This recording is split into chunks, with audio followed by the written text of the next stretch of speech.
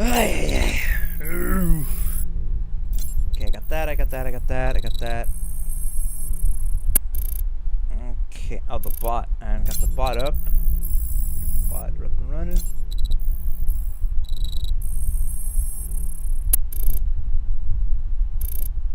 Paladin.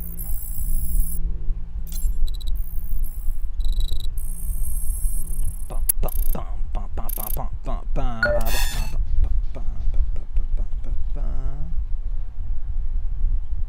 commands.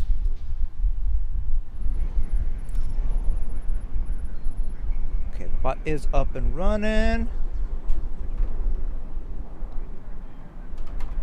Alright.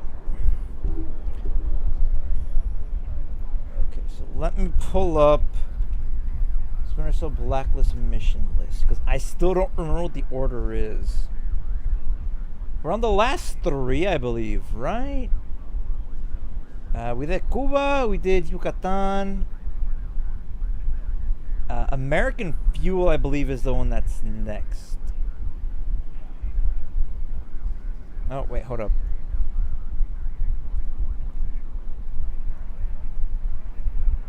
There we go. And everything should be in sync. Alright, let's get to her. Hope. Oh, man. A little, not gonna lie, I'm a little sore right now. A lot. Unskippable side quest, you know how it is. Alright, so, which one was it? Blacklist 0. Is it here? No, it's Yucatan. Sabine Pass, I think it's this one. Yeah, this one's it. What do we got here? Shit sheet. Every facility from Galveston to the Mississippi line is calling in code red. Not helping. Give me details. We got complete fail-safe systems locked down at every refinery and cracking station in the region. Security's offline too. Systems are down. Admins are locked. Looks like a virus. Shit. That looks like a whole lot of sitting ducks. Get every first responder out there moving. Over. Fire, ambulance, police. I want them all around those places. Oh, we need a dead drop for this one. Governor don't know. He's a chump. But ask every National Guard and Reserve unit they've got and put them on site, because one of them is going to get hit. Okay, so they've attacked a refinery, essentially. Or, well, all the refineries. So it's bad. It's really bad. I want you to keep cycling the frequencies and don't stop until you get through, okay? Briggs, any word on that hijack shit? Outside communications are almost entirely blacked out. Can't sync up with anyone yet, but the crew's working on it. Charlie. The virus. I found the source. It was executed when we gutted the tablets and picked up a Mirawa. That's impossible. The system I is pretty... streamlined a couple of security protocols. I was just trying to boost operating speed. You let it infect the system? Bruh. That's how they found us in Mexico. Idiot. No, it wasn't. When we were on the ground, I contacted a former associate with the cartel. The engineers have a bounty out on us. He must have rolled on me for a cut. Charlie, why didn't you jump? Alright, so we're gonna execute Charlie. Got it. Oh boy. The American fuel attack was successful. That must be why they activated continuity of government. What was the engineer's target? Sorry, Sam. Still getting flooded with intel. Louisiana. Got it. Sabine Pass. Looks like Louisiana. Sabine Pass. Natural gas tanker. Oh boy. My God, Sabine Pass. That's the biggest fuel facility on the Gulf Coast. The engineers hit the facility with a computer virus right before the tanker hit. Security systems, fail-safes, everything was disabled. The virus operates exactly like the one they hit our plane with. Oh shit. Every fuel facility on the coast has been infected. That fire spreads. They'll all go up one by one.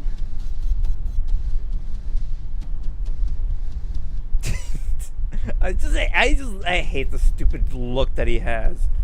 He's always angry, like not even Old Sam looks like that. The SMI's optimal loadout is all about scouting with the tri-rotor and inflicting heavy damage with frags. Right. Let me see. Gadgets. He wants to bring the tri-rotor, but I don't like using the tri-rotor. Incendiaries, though. I'll bring incendiaries, sure. Proxy mines instead of shockers. Alright. Okay. Now, as for our weapon, now it is going to be close quarters. I know this one for sure.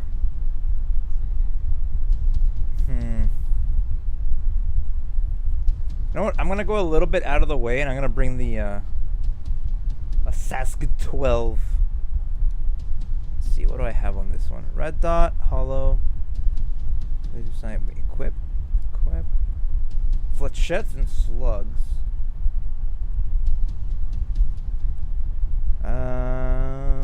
Tuned recoil buffer accuracy. I don't think these really do anything else. Okay, I'm probably not gonna use it. I'm gonna try to keep it stealth, right? But in case it comes down to it, I'll have to switch to that. As for this, we'll switch back to the. What even is the difference? Does make your MP trap sleeping gas? Just sleeping gas. We'll bring this one. Alright. Alright, let's go. Approaching jump right Honestly, I now. probably should have brought a 416 for this or something. Ready? Assault rifle, Pilot but whatever. dropping to half an angel. Because I think this one does have some armored enemies.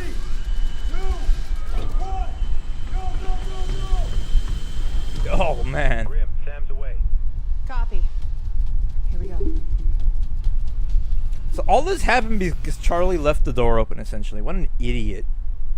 Then again, I feel like we're too reliant, or overly reliant on computers and technology for these kinds of things. It's like, guys, you do realize that as technology improves, so will like the counters and stuff to it, right? So it's kind of better to have things be like, you know, a little bit harder to run, but safer in that regard. But whatever.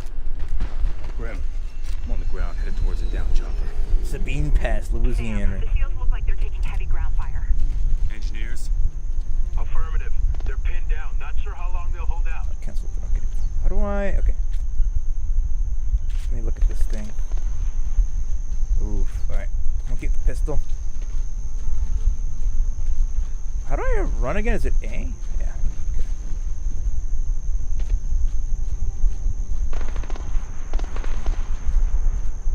Oh crap. Okay. We'll try to use the pistol as much as we can.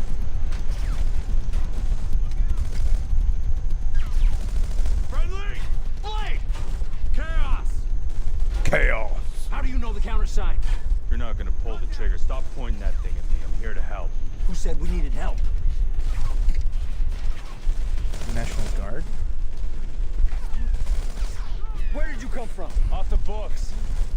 They task you to secure the facility? They sent us to stop the fuel tanker, but they sent us too late. We got here after the crash, then tailed a squad of foot mobiles. We almost got their leader, then everything went to shit. Grim, I got a high-value engineer target on the ground. Give me a location. Give me a location. Find the engineer lead. Gonna be okay. Okay. Capture the leader. Okay, I think we can go down this way.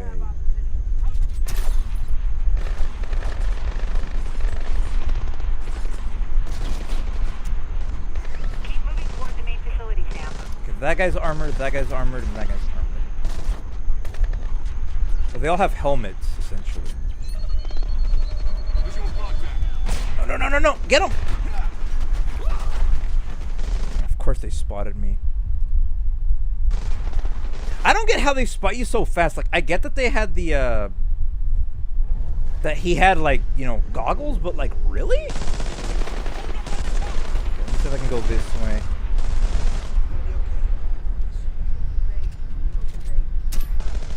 That out.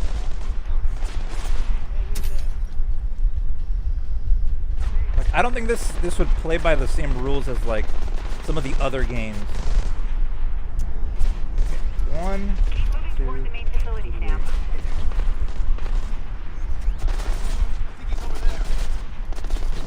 Take him out. All right. Nice. Okay. Climb. No, no, no, no, no, no, no, no, no. Climb up the pipe. Climb. Another guy.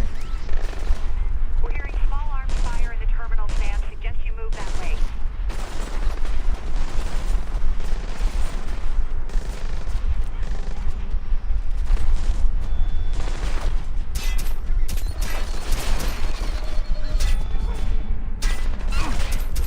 Oh, of course, because they have helmets. Oh, God. That's so annoying, man.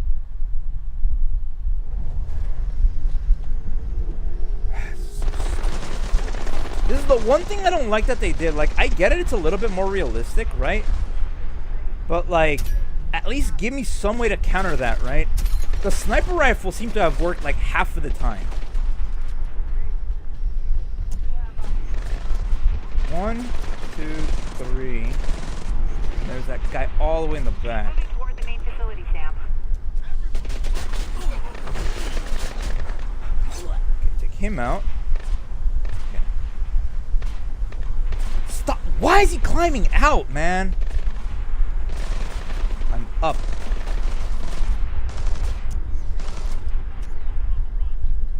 Okay, well, let me see. What do I have? Can I throw flashbang, incendiary? Oh, I didn't bring any frags. Are you kidding me? We're hearing small arms fire in the terminal, Sam. Suggest you move that way. Crap. I could just leave him be, but like I really don't want to, because I'm gonna have to go down.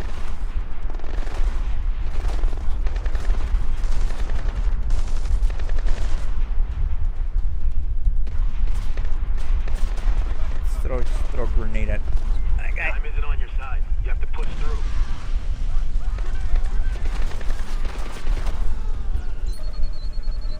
Take him out, take him out!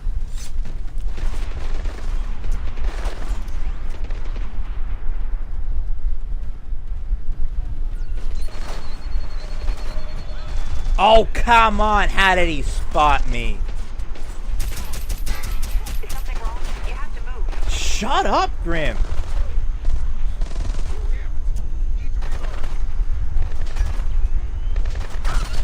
Oh, come on! Okay, I'm switching to my shotgun.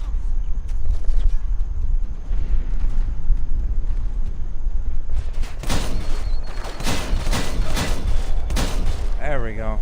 Jeez, dude. How are you supposed to do this section without getting spotted?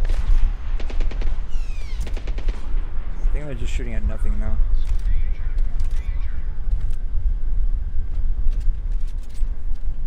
Oh, Sam, crap. hostiles are targeting the first responders. Yeah, they are. On my way. Graham, find me the lead engineer. As fast as I can. Get up there.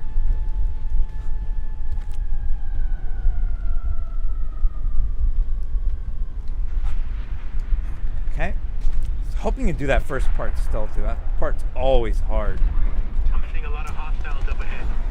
Of course my goggles are jammed. Of course. Use it to your advantage. I always do. Look for a drone operator in the area. Great. And let me guess, all these guys are armored up with helmets. I've got nothing. How about upstairs? Skies are clear. We'll have plenty of warning if the chopper makes a pass. More warning than they'll get for a missile up the tail rotor. Okay, sneak here.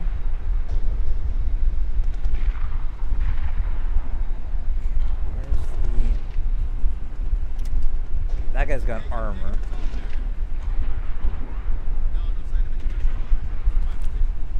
And there's that guy there. So I can mark off him, mark that guy.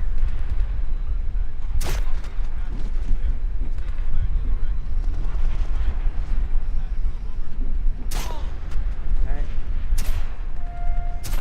There we go. Nice position here. What if those seals get yours?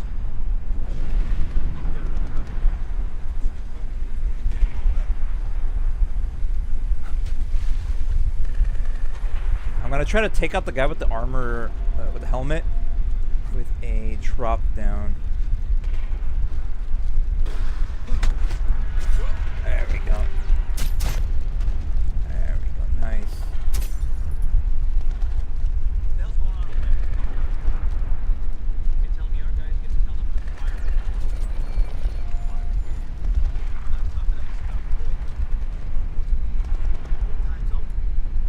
I don't think the drone can spot corpses. Which is kind of, actually kind of funny.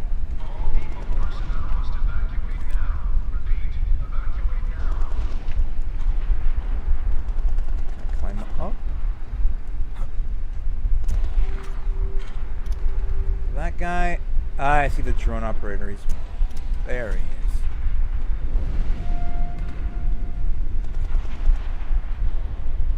Ah, there's a pipe right here. Oh. What? No, no, no, no, no, no, no. How? Excuse me? Freaking game, dude. I freaking swear. They made it so that you spot it way too easily.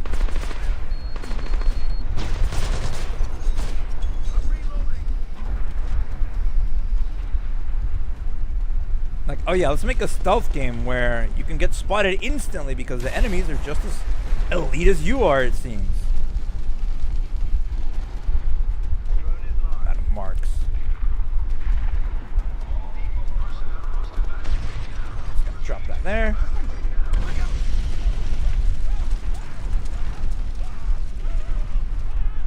Okay, so this guy. Take him out. Alright.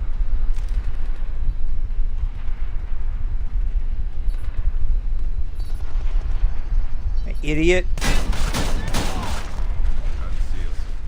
Waiting for a medevac. Frick. Ah, that guy was annoying. And I hate that. It's like, yeah, let's just jam your goggles at the beginning of an area. It's like, really? I never really liked that some of the enemies are just annoying. And if you're gonna add a variety of enemies, make them fun to play against. Up ahead's the fire station. First responders got pinned down right out front. Okay, let's actually get some freaking frag grenades. The fires are burning out of control. You have to neutralize all the engineers before Smoke, the emergency tear gas, team can get back to work safely. There we go. We'll unequip the flashbangs and bring... Actually, we might need those flashbangs. Prox mines. We don't need breaching charges at all. Okay, I think we're actually good with the shotgun we have. We'll keep it. Seems like we're definitely going to need it. Neutralize the engineers. Alright, I gotta tell me twice.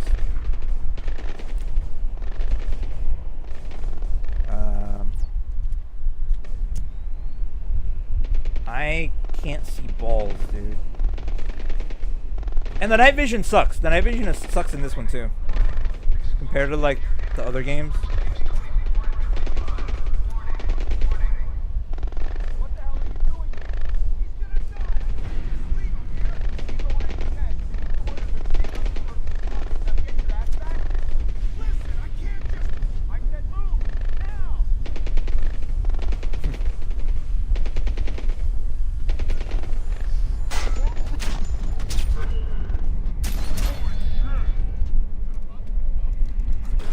Take him. Nice.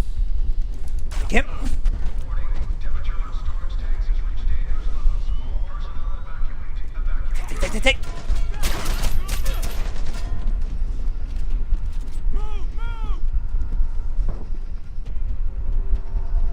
Wait. I could put a mine right there. Proxy mine.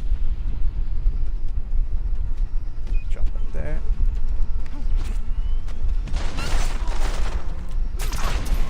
No. Shotgun! Oh, come on! Man, I hate the weapon switching here, too. It's so annoying. Okay, let's try this again. The fires are burning out of control. You have to neutralize all the engineers before the emergency team can get back to work safely. That's not what I want. There we go. Like, dude, I can't see for crap, man. What the hell are you doing? He's gonna die! I can't just leave him here! He's already dead. You need to order him to take out the first responders and get your ass back there. Listen, I can't just... I said move! Now! All depot personnel must evacuate now. Repeat, evacuate now. What? Fuck! Damn it! Oh, what? How did they know I was in the vent?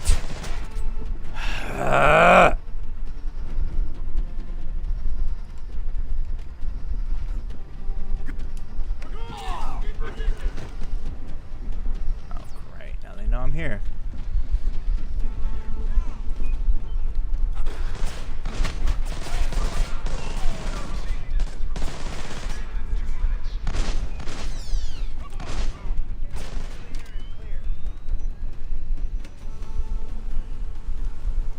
Love that they all just know where I am. Like, bruh. Useless, man. Useless stealth. Okay. Everyone start searching. I think we got an intruder. Yeah, no crap, dude.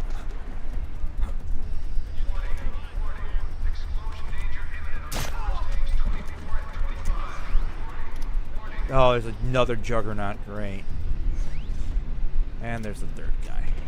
They all have helmets too, so it's like they made the mark and execute completely pointless.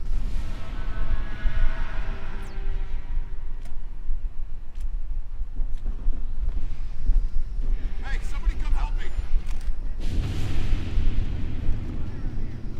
Jump. There. Oh crap!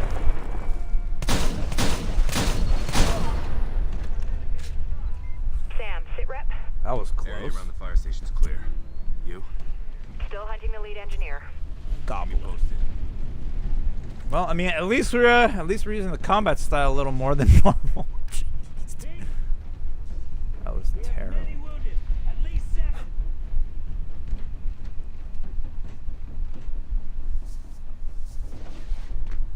All right, you all right, fellas? Get over here quick, cause we don't have much time. Oh, geez. Chief, you're all clear. Your man can get back to work. Thanks for the help. Should buy enough time to evacuate. There's got to be a way to stop this fire. Main gas line's dumping gas directly onto the fire. Spreads to the pipeline, and blam! Might as well be pissing into the wind. How's he doing? We copy, Sam. Finding an exit for you now. No, I mean, wait. If you can find me a terminal, I can nuke the virus, clear their system. Chief, where's the control room? Top floor of the terminal building, but it's too dangerous. I'll be all right. I got backup. Good luck, Chief. Anyone needs luck in this mess? It's you.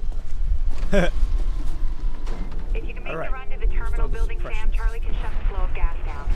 Tell me the op suit's not flammable. Okay. Right. Good luck with that. Wait, is there no? Huh.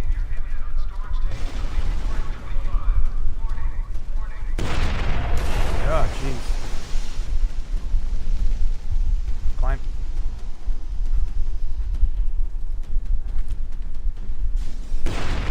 Oh, wait. Oh, the dead drop's up there. How do I?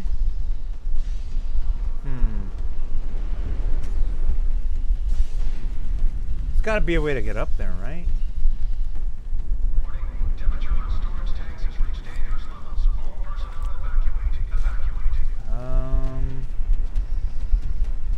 Here?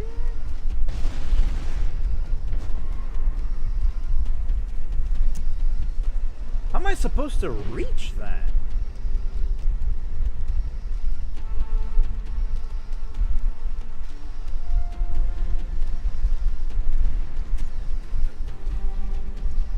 There's no way back up that way. Maybe there? Alright, I'll try there. 'Cause I do want to get all the collectibles before I actually finish this. I've got all the collectibles in all the other games I play, so I mean, might as well, right? Exploration. Okay, nice. I don't think I ever looked up there, so... Let me see. So if I jump over the ledge, I drop one down and then start climbing. There should be. Ah, okay.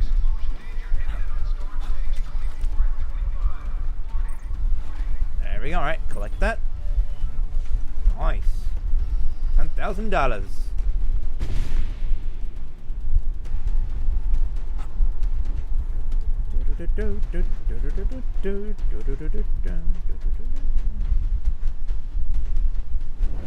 Up. Alright, let's get this over with. I'm pretty sure we're gonna be able to finish today. I'm like very certain. Ow, ow. Sam.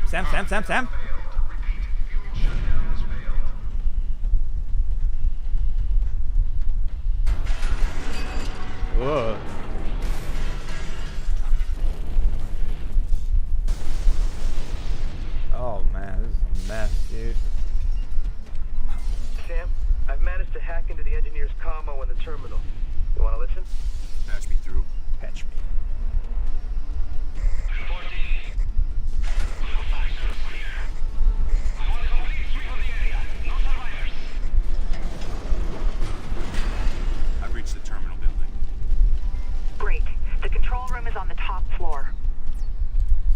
Jeez.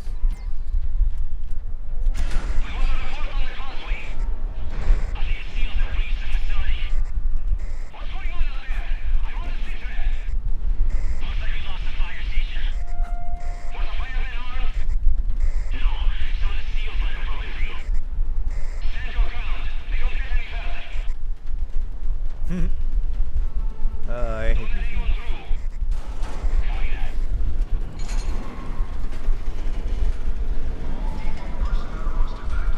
I'm pretty sure this one's like practically impossible to do stealth. I mean, I can do it. Honestly, I could do it, but I need like time and patience. I don't really have either of those right now. Charlie, I'm in the control room. Connect your OPSAT to the main terminal. I can get remote access from the SMI. It's in there.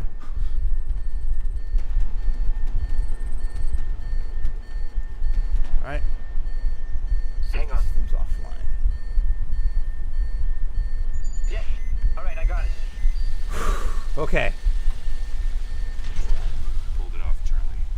I have control of it all. Lights, doors, security feeds. Wait. I think I might have the leader. He's disguising himself as a paramedic. Sending you the location. I'm moving. Is that Obama? Bro, Obama's a terrorist? Who would have thought? I'm opening the door. Fastest way to get to him. Stay sharp up there. The engineers are gonna know we're here now. Got your back. Customize gear. Understood, Sam. Alright.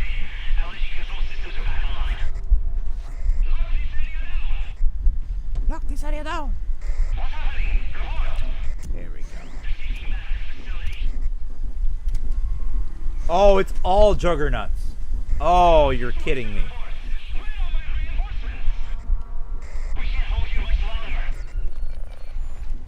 On the bright side, these guys don't have armor. Oh, armor. I was gonna say not armor. Night vision. On the bad side, they spot you anyway, so it doesn't matter. That's great. Okay. Stay Some sharp ammo. up there. The engineers are gonna know we're here now. Got your back. Understood, Sam. Okay.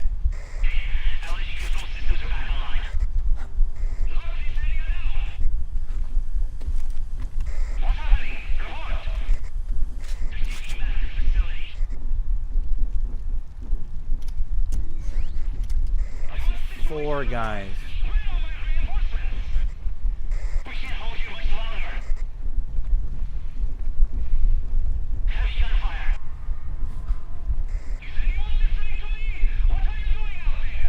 What are you doing? Nope. That's one down. Okay.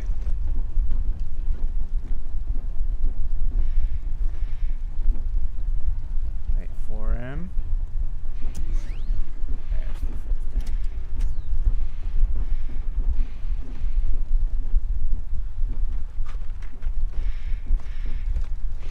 Alright, take him out. Take him out. Oh! Okay.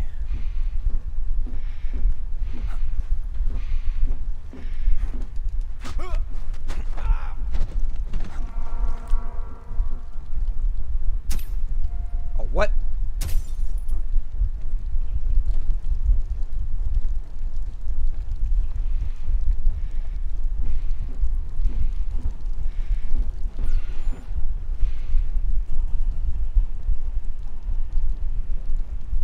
Take him out.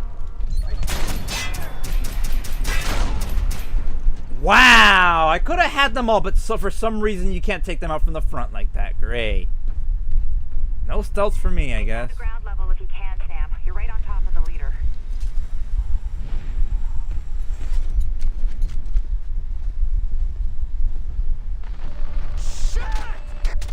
The systems are back online. They must have retaken the facility. Obama's mad. Lock this area down. Watch the east. I want updates by the minute. Go. Should have a visual on the leader now, Sam. Got him. Moving in. He's making a run for it. I'm after him. Capture the engineer leader.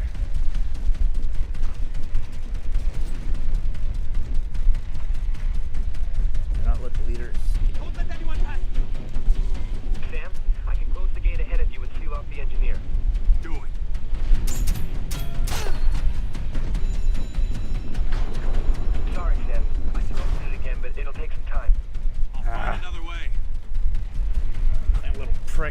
Ugh. One of them right behind you. Don't let him through. Tag, tag!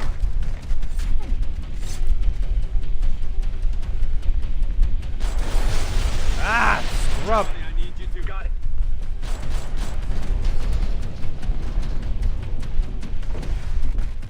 Parkour, parkour!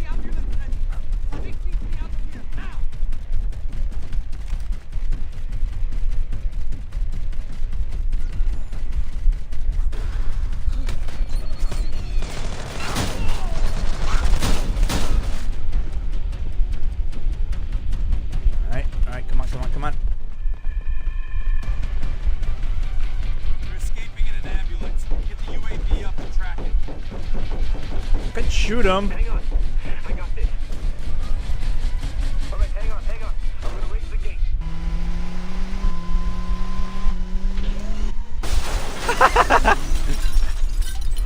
Idiot. Oh! Help me! What'd you get, idiot? You first. Siddiq's plan. Talk. You are too late. What have you done? What are you doing? President, she handed your people to Siddiq on a plate. Denver, the bunker. Siddiq was waiting for them. It's over.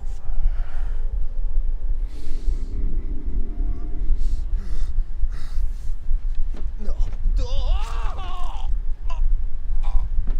Nope. I just kill everybody, dude. Like, there's no point except the one guy that did actually help us. That one I'll let live because it's funnier to have him locked up in Guantanamo. One stealth knockout. That's it. One. Somehow. No hustles evaded. Obviously, kind of can't really. Stealth kills 14. But I guess we excelled a little bit at the combat. One combat knockout. 18 normal kills, yeah. I mean, it's like, you can't really, this one's the one mission you can't really do just like that. 25 minutes, really? Dang. Huh. Nobody's hidden paths found, like 1. Oh, 5. That's not bad. More money in the bank. That was terrible. We raised the president yet? Still trying. We got an update on the SEAL team. They're all okay. We're gonna finish refueling, be back in the air in 20. Hey, appreciate your help back there. Yeah, thanks. You got a sec? Wait. It's nothing big. We'll catch you up later. Grim, the virus. Mexico, I gotta tell him. No, you don't. I screwed up. You think? Then why are you covering for me? I mean, why would you even want me here? I never did. Thanks. You asked. You don't listen to anyone. You think you know everything. You treat your work like a game. Are we done? No, we're not. You know what bothers me the most about you, Charlie? You're good at your job. The only thing standing between Siddiq and the world is this team. I can't afford to have Sam throwing you off this plane. I'm sorry. This Find a way to make it up to the us. dynamic of all the characters like makes no sense, dude. In the first 3 games it did, but in this one it's like, bruh, I hardly don't understand what, like, I don't understand the dynamic of the team at all, like hardly, honestly. All right, so the next mission is American Blood. Wait, is that? It's literally just the last one. Huh. I thought we had 3 missions. It's literally Site F. American Consumption, Transit Units. Yeah, we already did all those. Continuous government In the wake bunker. of the catastrophic terror attack on America's energy infrastructure, the president has instructed me to activate NSPD 51 to ensure continuity of government. Key government and military personnel will be reporting to secure sites around the country. Oh, It this is one's on missing a dead routine drop. basis to provide resources to keep our government, military, and services functioning as needed in the face of the upcoming American Blood and American Dust events. The president will not. Okay, let me actually check something real quick. I want to see if there's any achievements that I could probably get. Complete everything on realistic and professional, which is like possible. Capture 20 HVTs, which is weird because I'm pretty sure we've captured them all. Collect 24 dead drops. Hack 23 Blacklist laptops. Master Lost playstyle. Complete the single player campaign without killing anyone. Okay. Disable security by using the tri-rotor. Spider smirks. Co-op. Dual execute with a teammate. Complete all 4 echelon missions as teammate. Co-op with a teammate. Using marking taking out 6 enemies in under 14 seconds. That's difficult. Okay, so a couple of these I'm not sure what we actually haven't gotten yet. Like the Blacklist laptops, the dead drops, and the high value targets. I'm pretty sure I have all of those. It might be bugged because I think some of the achievements for this one are bugged. Thank you. Alright. Site F. If you're watching this for the first time, you don't know about Site F. Site F is a real bunker in Denver in the Rocky Mountains. So that's the only entrance. Check secondary defenses. Grim, you have a line open to the president yet? Yeah, but they won't take our call. They what? Look, hang on. I got the president's aide. You won't be able to speak with you Tell at her the it's moment. 4th echelon. She knows. Sorry, Graham. Look, I know you think you're special because you sip lattes with the POTUS, but I have a lot of friends on Capitol Hill. No. Are you Get me the threatening president me? if you ever want to work in DC again. Now I'm threatening you. And the cutscenes are bugged, which I don't like. Like, why? President called. Madam President. We believe the Site F bunker under Denver Airport is Sadiq's target. Now, sleeper agents in the bunker. Sadiq has controlled the bunker and his claims it's wired with chemical weapons. We can be there in 2 hours. No, I'm sending you home. What? Delta set up perimeter on the bunker. Sadiq talks so we meet his conditions. Yeah, how about no? And since when does the United States negotiate with terrorists? Yeah. He has captured the carbon of the Missouri Secretary of Defense. Extortion isn't Sadiq's endgame. It's too simple, too small. Fortunately, the free world isn't run on instinct. Your hands are tied. Mine aren't. I do not give you 15 to engage your personal vendetta. We have the situation in hand. You're walking into a stupid. trap. Upplane killing Paladin on our ground. The Air Force has orders to fire on anything that approaches Denver.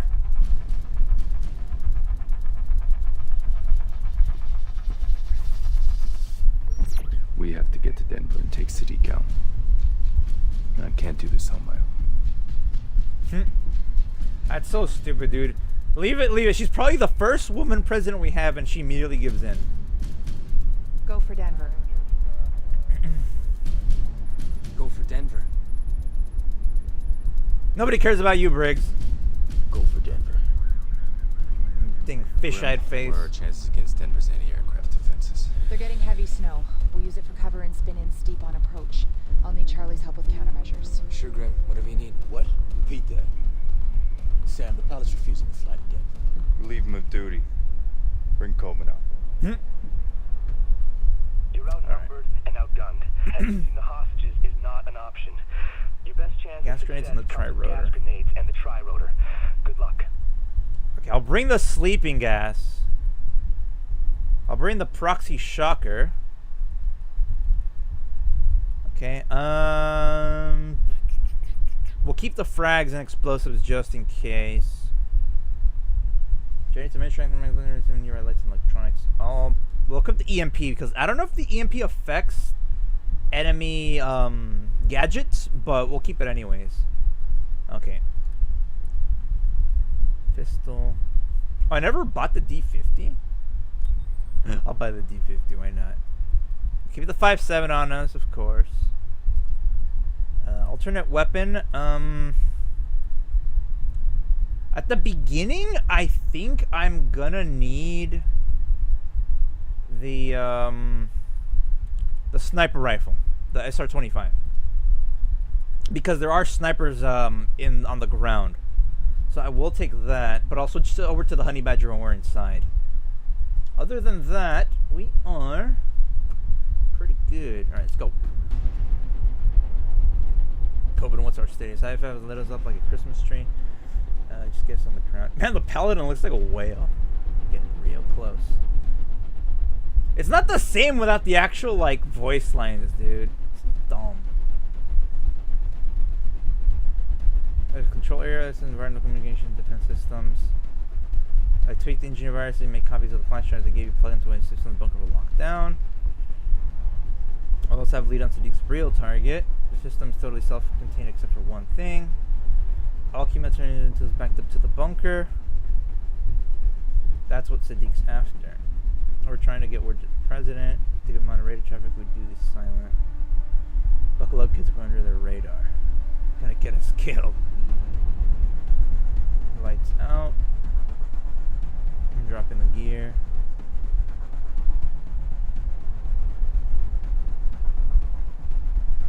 What's weird is they say it's the bunker under Denver International, but I thought they were talking about Site F as in the bunker for continuity of government, which is in the Rocky Mountains. I don't know if it's just like a mistake on my part or what, but yeah. Also, jeez, that is dangerous. What do we do now? Hope. You're telling me your gun was already popped and locked? What the heck is wrong with you? Infiltrate the continuity of government so that the city can end the blacklist. Ooh, we're ending the blacklist. Let's go.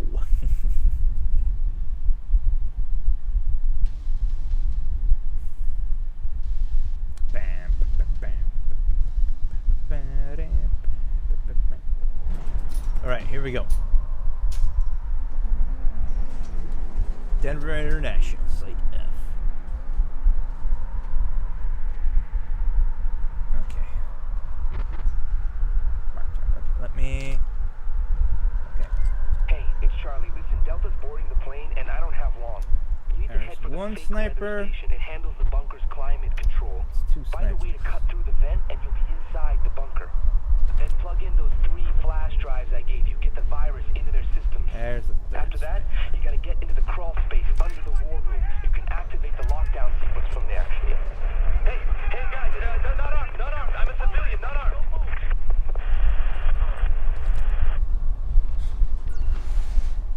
Okay. Oh crap.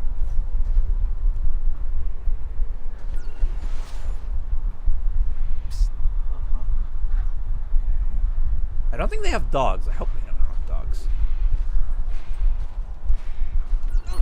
Stab him! What are you doing, Sam? I see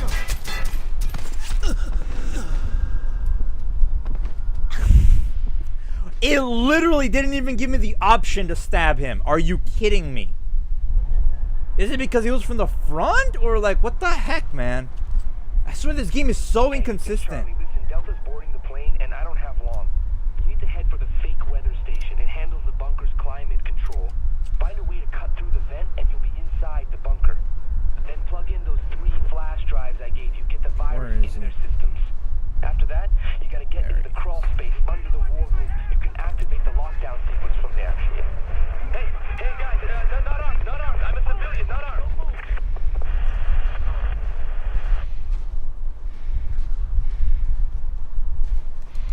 No.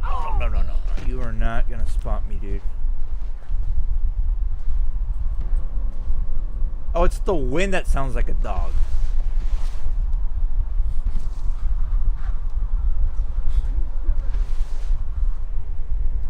Okay, now I might need a reminder on this, but if I shoot someone in the face, not the head, in the face with the sniper rifle, will that actually count as a kill? I'm not even... Okay. He's looking right at me. How... Oh, God, this freaking game. I'm hidden. I'm literally hidden.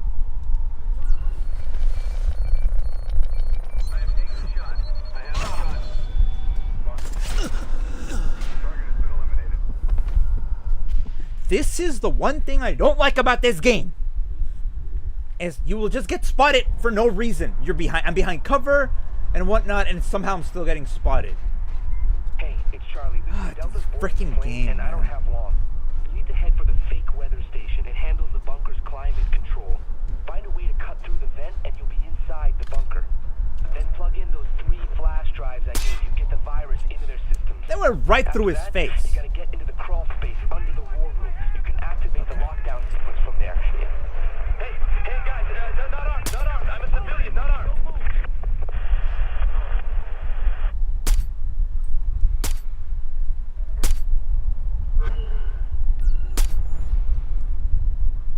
Okay.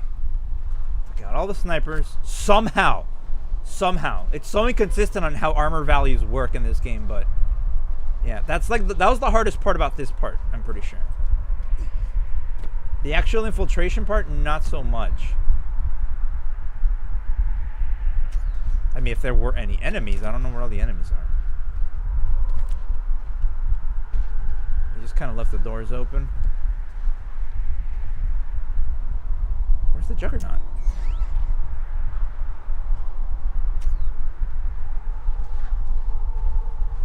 I see him on my mini map, but I don't actually see the guy. Oh, there's one.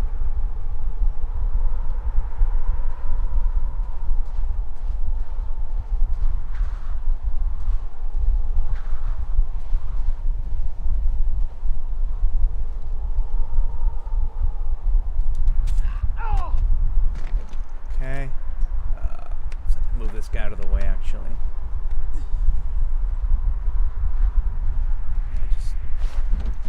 In there.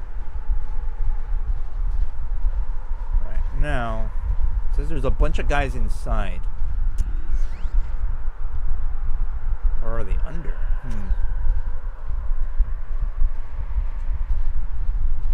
Because we did take care of the guys on the roof. All the snipers are down.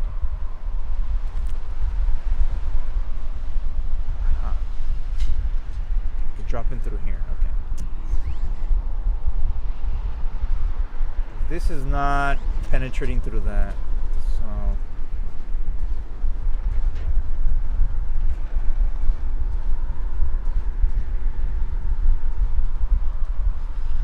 alright, let's go inside.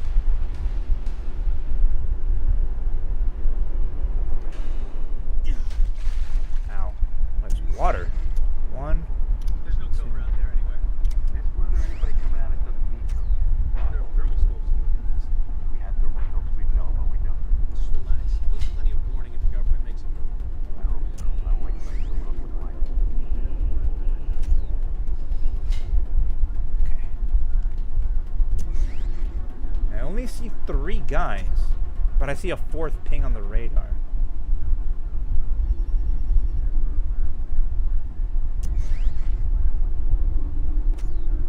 Might be time to use that sleeping gas.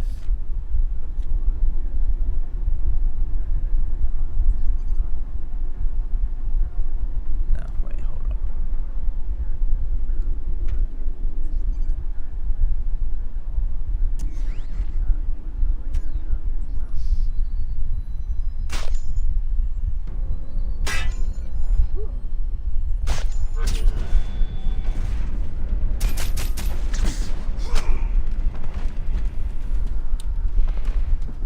Why was he so slow getting that ready? He literally stared the guy down. He's like, I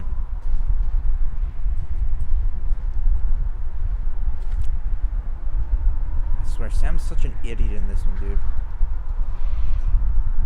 Wait, the snipers are alive. What? Why are the snipers alive?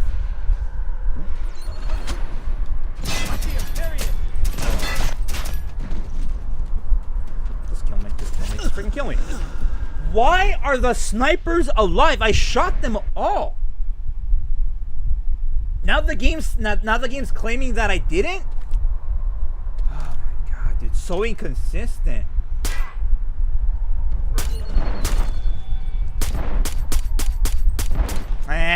Come on, man.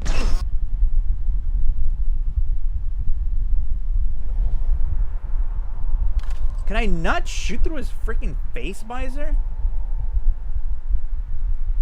Come on. Turn your face this way. You can. Okay, is the other guy alive then? No. The other guy's obviously dead. Bro, that's so BS that the snipers are all still active.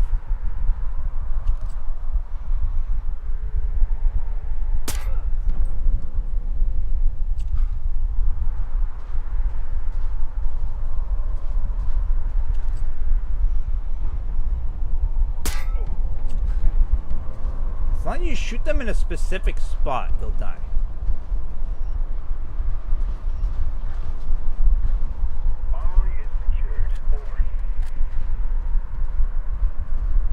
I'm seeing lights. Why am I seeing lights?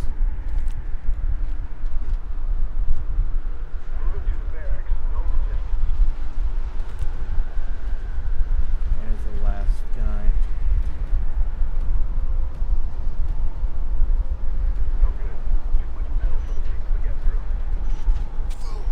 I got it.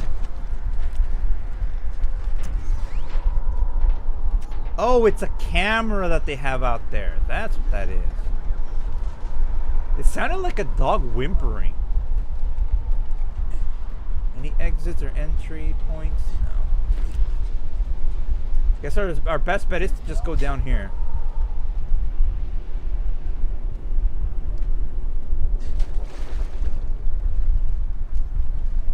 Okay, let's see what we got. 1, 2, 3. Oh, they're all separated.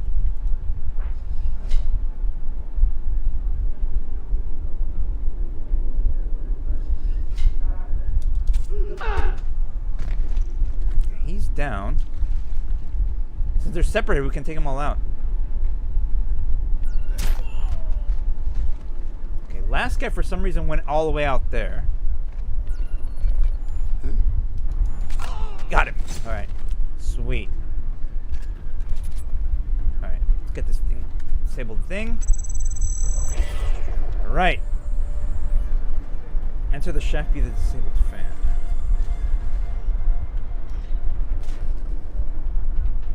Where's the camera at? There we go, okay. No enemies. Okay. Hey, man. Sorry, this freaking game's gonna be the death of me. Alright. Access the hooker. Fast rope. Oh boy. Made it to see you next time online.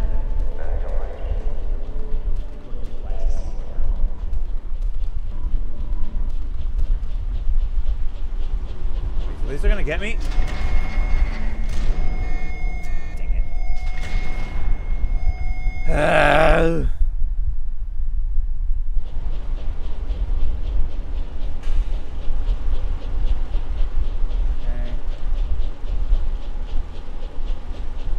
I see what I have to do. Okay.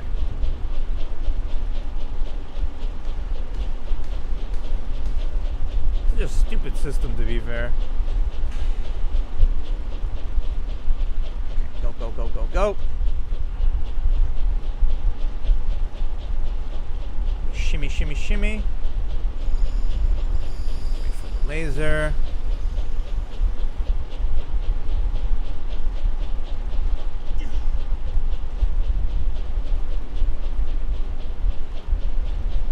No! Oh, why'd you reach so far, Sam? Oh, this is so annoying. Yes. Sake. Yes. Okay, give me a second. Yes. Okay. Okay. Give me a second. Middle of a damn freaking stream. Always, man. Always. Okay. Give me a second. Stupid sign up. Nobody reads any freaking signs anymore. I don't know why the heck I still don't have that.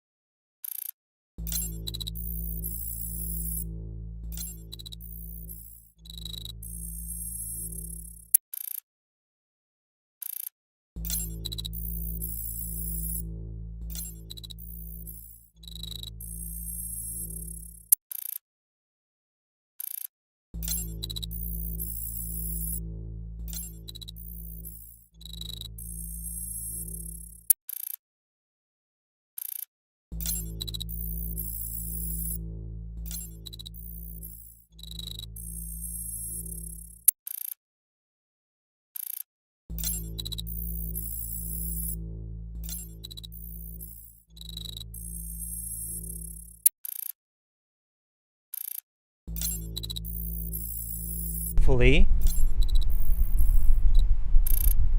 God, dude. Freaking swear.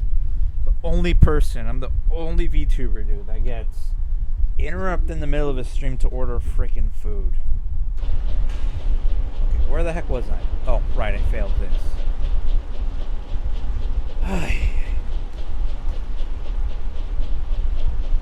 This is so tedious, dude. It's like, look at how slow that laser's moving. Like, man, you're slowing down gameplay to like draw this out. Like, what the heck, dude?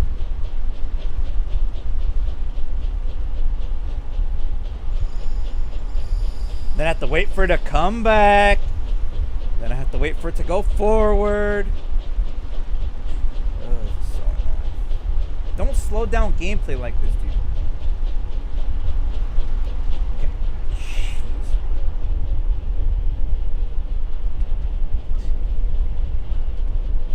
Drop down. More lasers, great. I don't remember this last part being so annoying, honestly. Okay, what are you doing?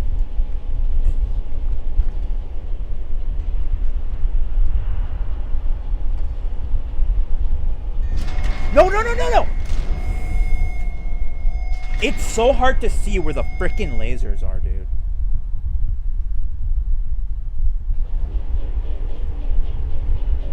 Okay, drop to ledge. Okay. Drop to shimmy for some reason. Drop down.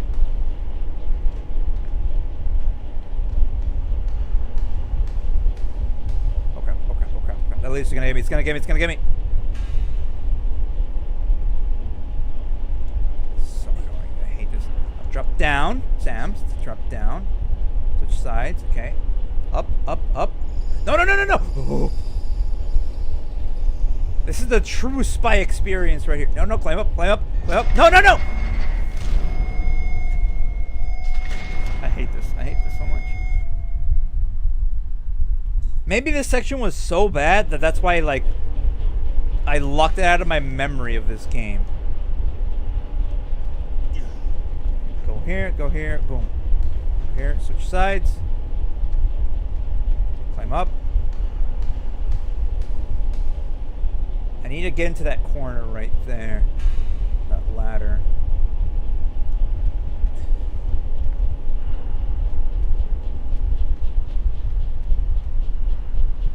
Jeez, that was annoying. Okay. We're in. Ooh, there is a guy right off the bat. Of course my goggles are being jammed. Okay, just kill this guy.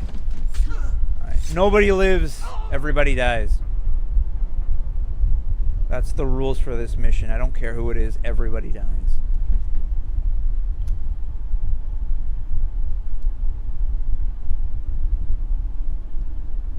You think he'll let me kindly pass? You think he'll spot me if I'm up here? Of course not, because he's a freaking idiot.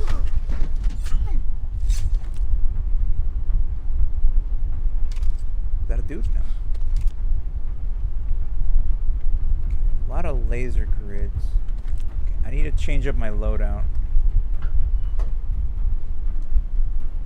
Okay. Alright. So let's change over to the honey badger. Okay. It's already custom. Okay, awesome. And we should be exploration. Why is this going back? Oh, because it leads to this. Okay. So now we pretty much have free reign of the underground here. Everyone look out. We have a man down.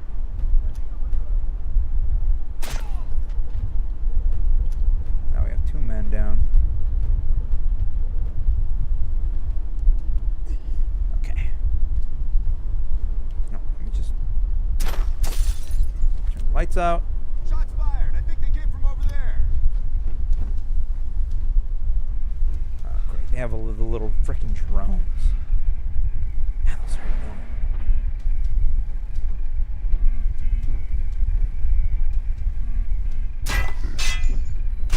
What? And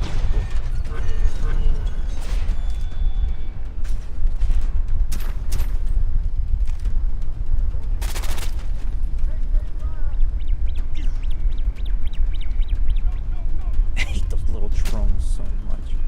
Let me redo that. That was so annoying. I hate that. It's like I shot him in the helmet. Helmet's supposed to fall off. Half of the time the helmet doesn't fall off. So I just wasted a shot. Execute him. That doesn't work either. Okay. Can I go back into the vent? No. Okay. Let's go get our loadout real quick and then we'll come back to that guy.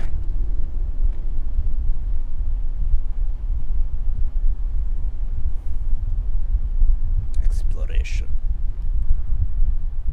Okay. PP-19, huh? It's not suppressed, right? Can be. Where's the honey badger? There it is. Okay.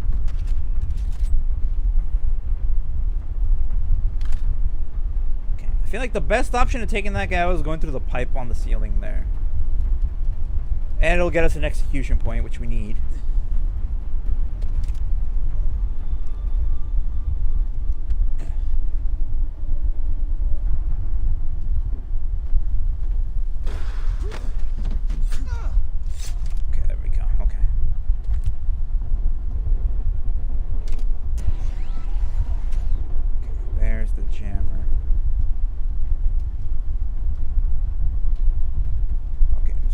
Guy there.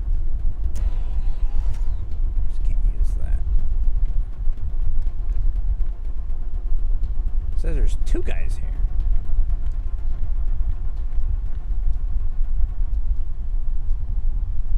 I only see one guy.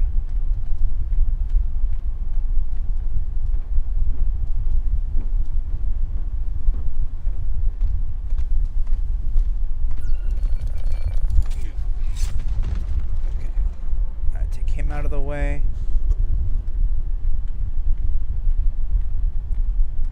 That piece of trash over there.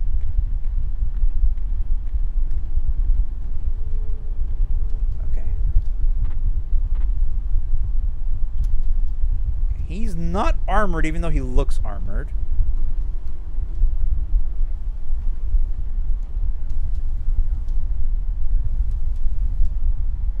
That guy is for sure armored. Okay, take him out. We need to get the dude with the drone. There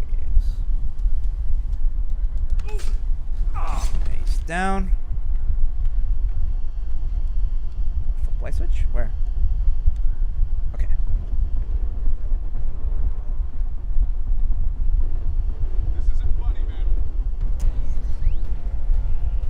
This isn't funny, man. It's hilarious, dude. What are you talking about?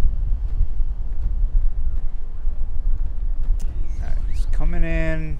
Oh, he's not armored either, huh?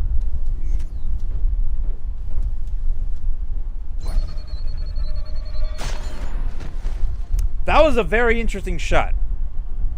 That was only one bullet, too, by the way. Oh, crap. The Great Seal of the United States of America. Alright, where are we?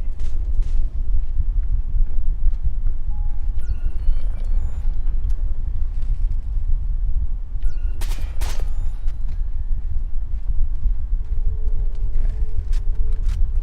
He's down for the count.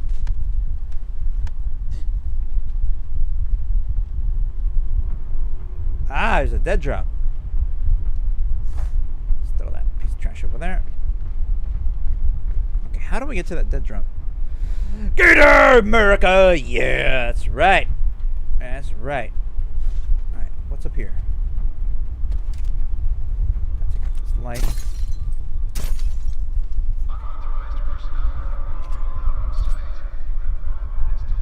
Okay, I see one dude there.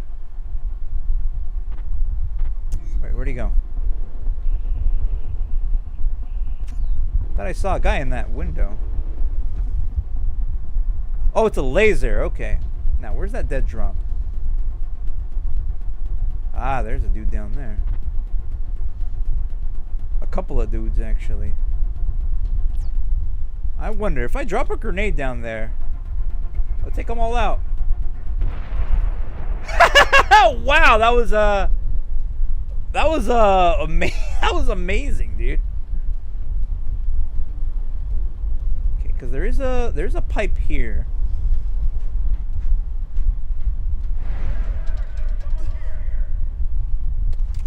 That'll take us that way. Wait, are they onto me?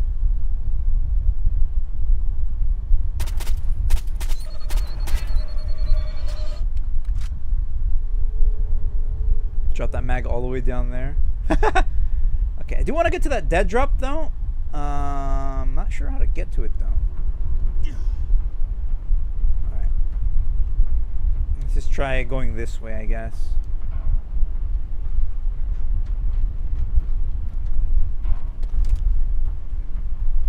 Okay, a lot of lasers. Lots of lasers.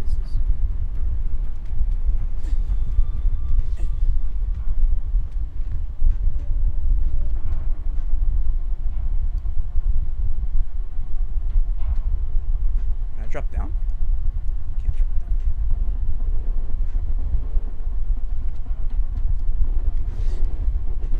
Okay.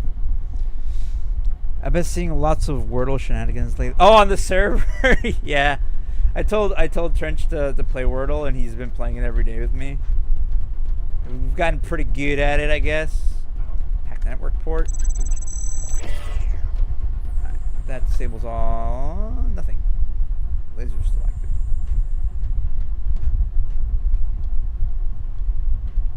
Oh, wait. Can I get off here? Uh-huh. I climb? Wait. This leads me back up? Oh, there was a fast rope right here. I could have, like, skipped all of that. Nothing here. So yeah, we've been doing Wordle on the server. You're welcome to join if you want. It's not like we're doing anything like too out of the blue. Multiple casualties. Everyone, spread out and search. Oh, now they're finding all the corpses.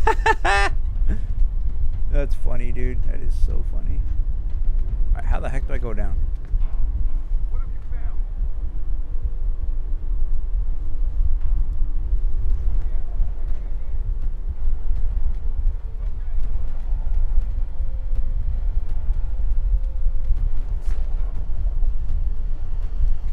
Gear.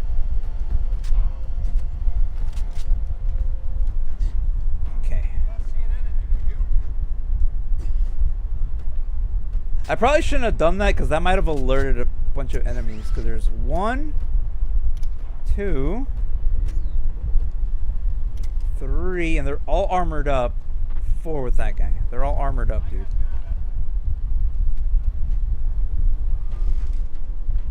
Yeah, I shouldn't have done that. I really shouldn't have done that. It was too funny to pass up, dude. How could I pass that up? 4 guys, all lined up, just drop a grenade down. In fact, if they do that again, I'll gladly blow them all up again.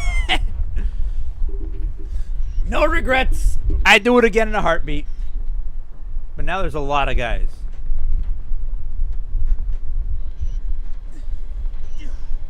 Okay, let's see. The last clip was funny. Which one? The short that I uploaded with the all the hands. If I drop down again, he'll probably spawn. Oh, what the heck? Dude, that guy's creeping.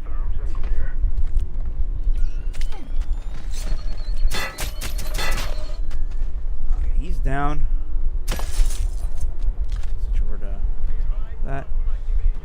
And the alchemy short. Yeah, a lot of people like the alchemy short, dude.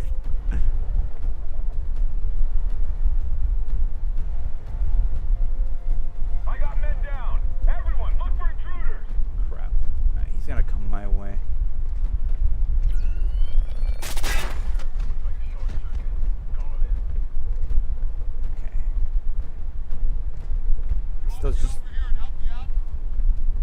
2 guys left.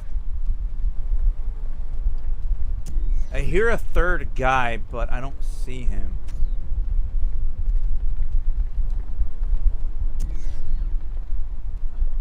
Look at that. I've never actually seen them do that, where they're walking like back to back.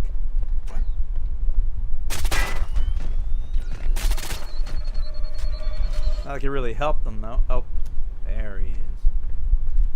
We got a jug on our hands. I smell jug. Give me a sit rep.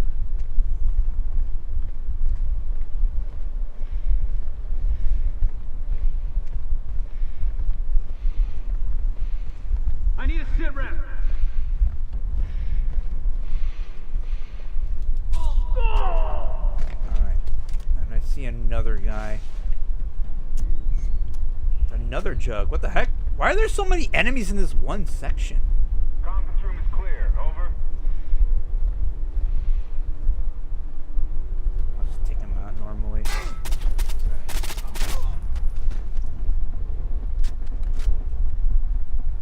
Alright, tango down. Their armor's pretty sick. Alright. Cool. Operations. 3 terminals remaining. Okay, so we are locked out of that. So we're gonna have to find a way in through the vents, because that's what spies do. We're doing spy stuff in the vents. Alright, sweet, right, alright. Some ammo. Did he get what he wanted yet? The sec dev is being a little stuffy. But it's just a Of matter course, I'm being jammed. Alright, take those guys out. Take out that light. Intel room security. I'm being jammed. Okay, who's jamming me? He's over there.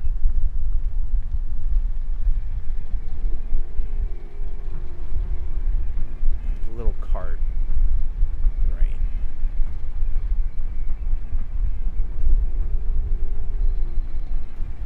I hate those little things, man. It's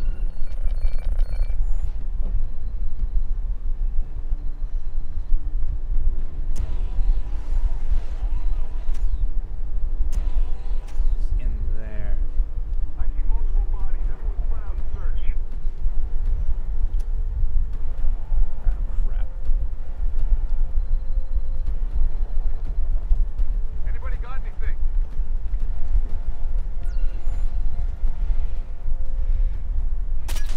The drone's out of action. The drones in direction.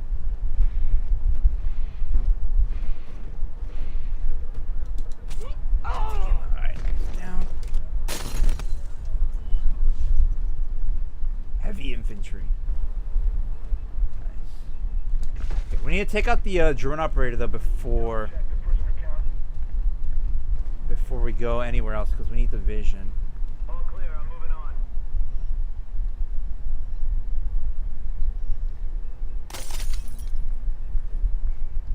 I can't climb up that pipe. All clear in the mess hall. Over. Can't go in this vent here.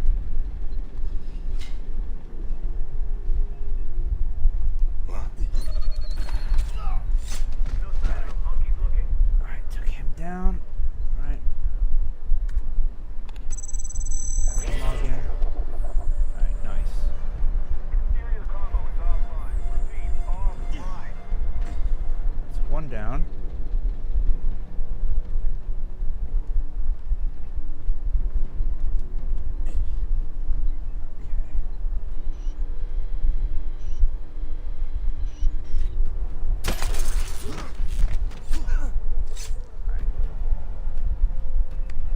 Take him out. Jump over there. What's in this room? I actually don't know what's in this room. Just goes that way, okay. Alright, we need to take out the drone operator stat. Everyone keep up the search.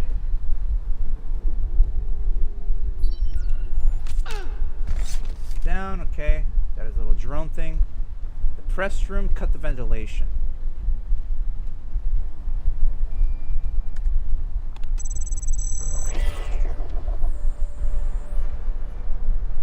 sweet. I could do like the president does. Give an amazing speech and rile up the crowd and get my election year started and whatnot, and then do none of those promises and stuff. Anyways, yeah. But snacks for all, though. I don't see anyone. Gonna try over there.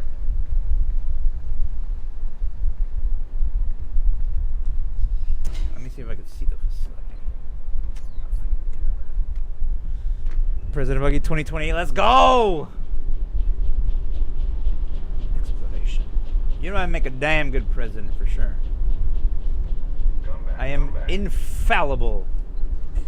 I think that's a word. Okay. One guy.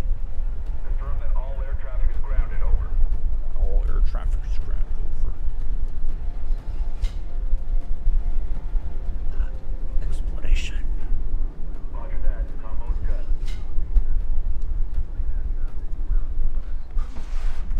Maybe he was here, but he's not here now. What? Okay. Over. I've got eyes on. Did not mean to do that. Of course I'm locked out. Great.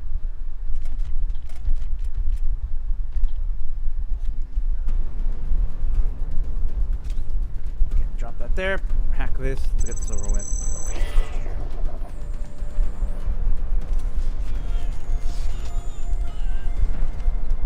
Cool. I actually took him down. Awesome.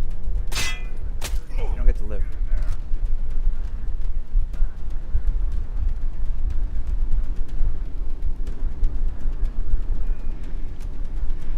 Get in there now.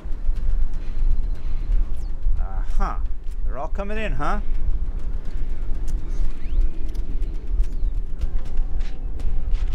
Oh, it's the dude with the riot shield. Help's on the way. How about no?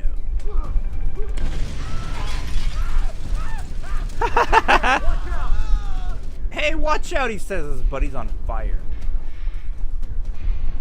Not like it matters for you, bud. Alright. That's everybody taken care of in the least stealthy way possible. Alright, the final thing here, lock down the bunker. No one in, no one out. But they're locked in here with me.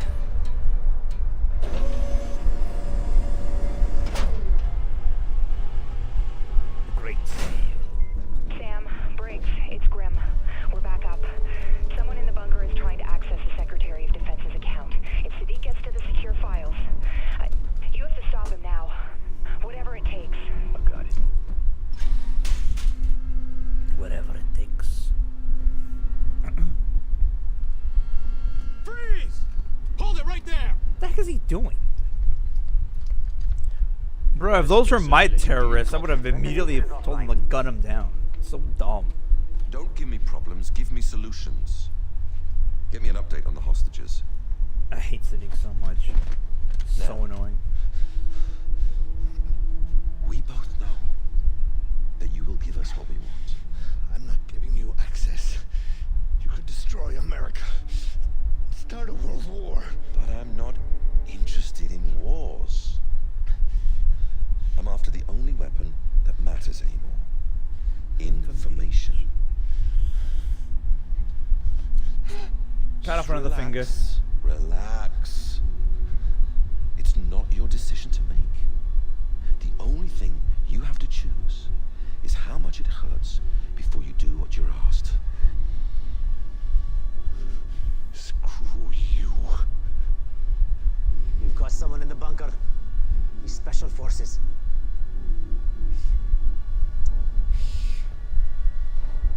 Take the ring finger.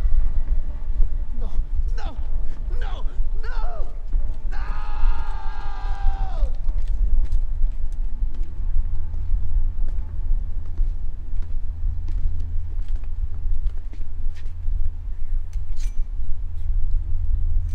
Karambi. You are very tenacious. Nope, it's not him. It's Briggs. Where's Fisher? Last fishing. Right behind you. Ha! Gonna take me Gotcha! hostage in the war room. Executes him. Communicating with your team.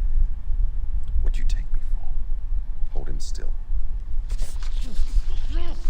Briggs is such an idiot, dude.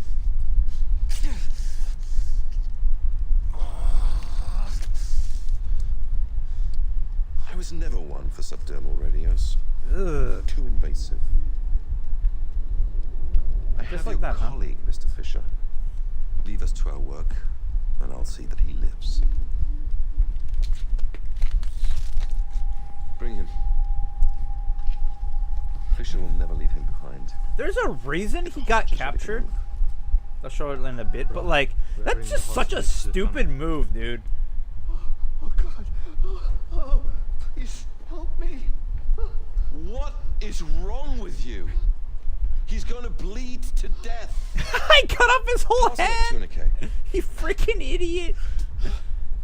Oh. Oh. What a moron, dude. Oh, you could see his bone. Ugh. Go to work on the other hand. No thanks with installed electronics. No! No! No! Please! Please stop! He will stop. When you want him to. Or he will take those fingers. Cuts off his He will whole take your freaking toes. hand. He will take your teeth! I'll give you what you want.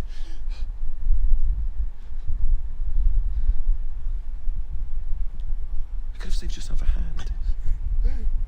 Now transfer the files.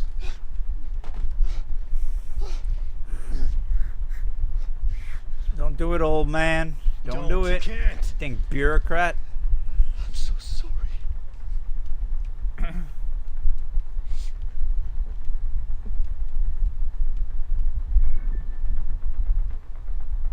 Grab the prick.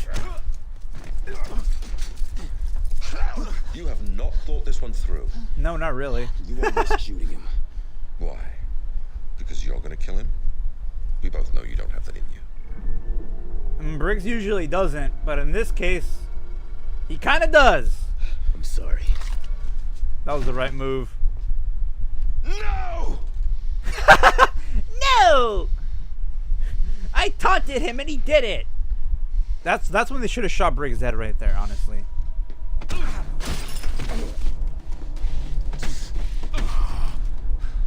Little girl kicks, dude. It's so pathetic.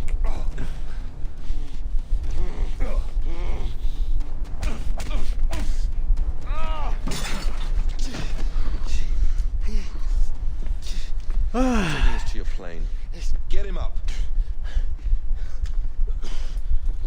Anime girl kicks. Bro, it's so pathetic. I hate him. He's the worst villain in the Splinter Cell series. He's so forgettable. This is Majid Sadiq, leader of the men And a stupid in control name. of the bunker at Site F. We are exiting with our hostages. They will be released if we are allowed to leave safely. Any aggression on your part will result in executions. Give him to me. He's my boy now. Okay, I think I remember this last part. Careful. There are snipers out there just waiting for you to make a stupid mistake.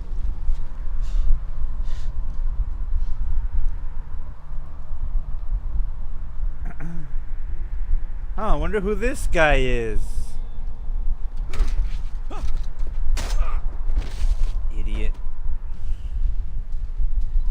I know you can't respond, Sam. But if they leave Denver, it's all over. Stop him any way you can. I want a full sweep of the plane when we get there. Execute anyone for on it. board. Wait for it. Wait for it. Keep Now! moving. Huh?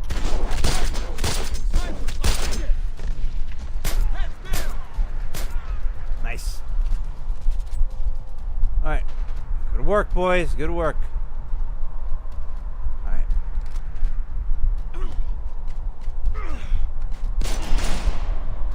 Nope. Well, there goes Griggs. Oh well. Sam, Briggs is down. Sadiq's making making a run for it. Yeah, he is. I'm okay. Go, get Sneak. You're bleeding out. Finish the job, Sam.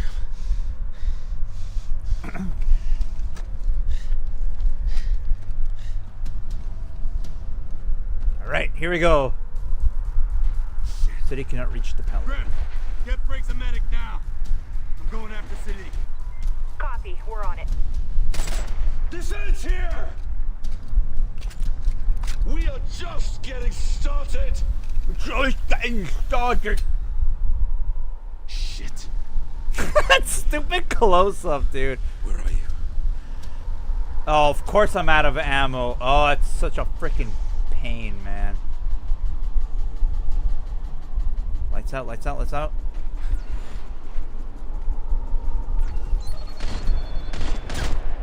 God, really? Fisher! Catch you.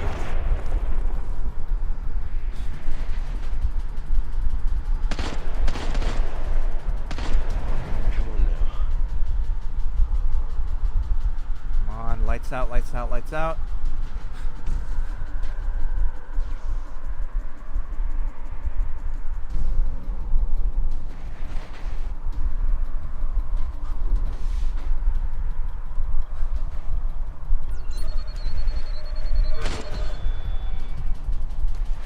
Take him out, take him out, take him out! Oh. Scrub.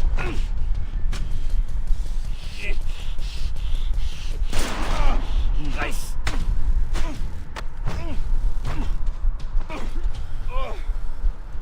Oh, come on, Sam. You've been through worse. Oh, come on. His gun still has ammo. Get to him.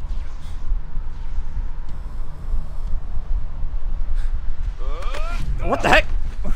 Just give up. Ow! Seriously, I failed that quick time event? Oh, it's so dumb, dude. Do not make me do that again. Do not make me do that again, please. Oh, you've got to be kidding me. It's so annoying and tedious, dude.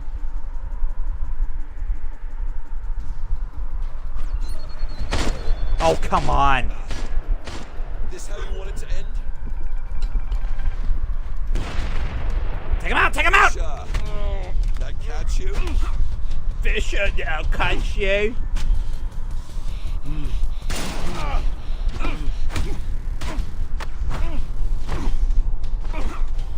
Okay, boom. And then he runs away like a little coward, right?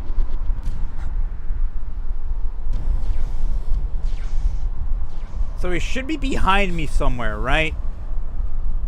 Is he gonna get me when I'm not looking with the camera? I don't see him. He came out of nowhere! He literally came out of nowhere! Come on. Stab him! Stab him! Stab his balls!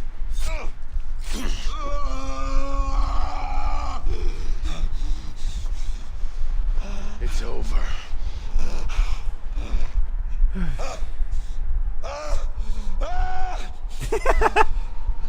You think this ends with me? There are 12 nations that stand behind the engineers. Behind me. What, all Saudi Arabia? Are you We're ready to all fight? Middle 12 East wars? countries? Hmm? Kill me. Kill me! Those nations will rise up. Put me on trial. And I will spill every secret I know. I've already won. There's always another option. Exercise the fifth freedom.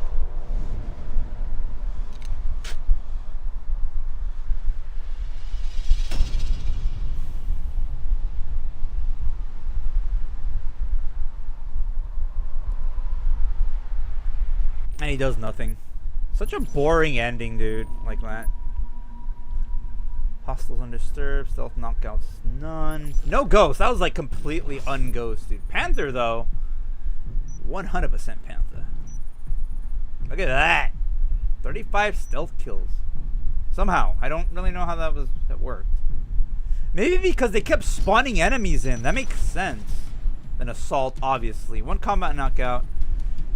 And a few like actual combat kills, which were pretty funny. Both stare at each other. Yeah, that's literally such a boring ending compared to the other games. Like, heck, even like, even Conviction had a good ending like that. I wouldn't say Double Agent, though. Double Agent didn't really have a good ending. That was kind of boring. I didn't like that one. 5 hidden pads. Okay. Look at that, Panther. Alright, I feel like we're missing a section, though. So how many rounds does this thing hold? It's 20 rounds in your basic magazine. Get your finger out of the guard. You gotta put a hole in the plane. Relax. Hey, Right. Briggs. What's that? My gun? Yeah, what's he doing out of his cage? Hey, it's nice to see you too, Briggs. Just give me some weapons intel. It's like I'm part of the team now, huh? Yeah, you keep telling yourself that, Kobe. Welcome back, Briggs. Okay, Coben might be a prick, but he's like the What's up? funniest character in the game. They're making it official. The United States says the operation has killed Majik Sadiq. Oh, I didn't get to read that.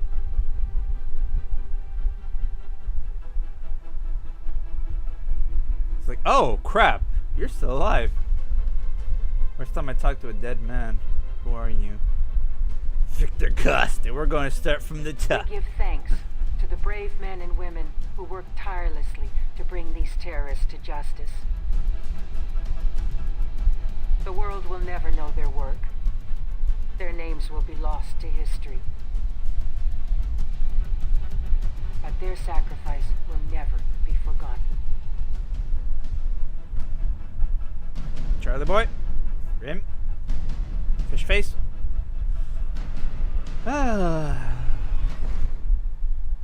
And that's it. I feel like we're missing a part though. There's a part where like the paladin like is going down and like Coben helps to like stabilize it. Did I skip a cutscene? I feel like it was right before the end here. Huh. Odd.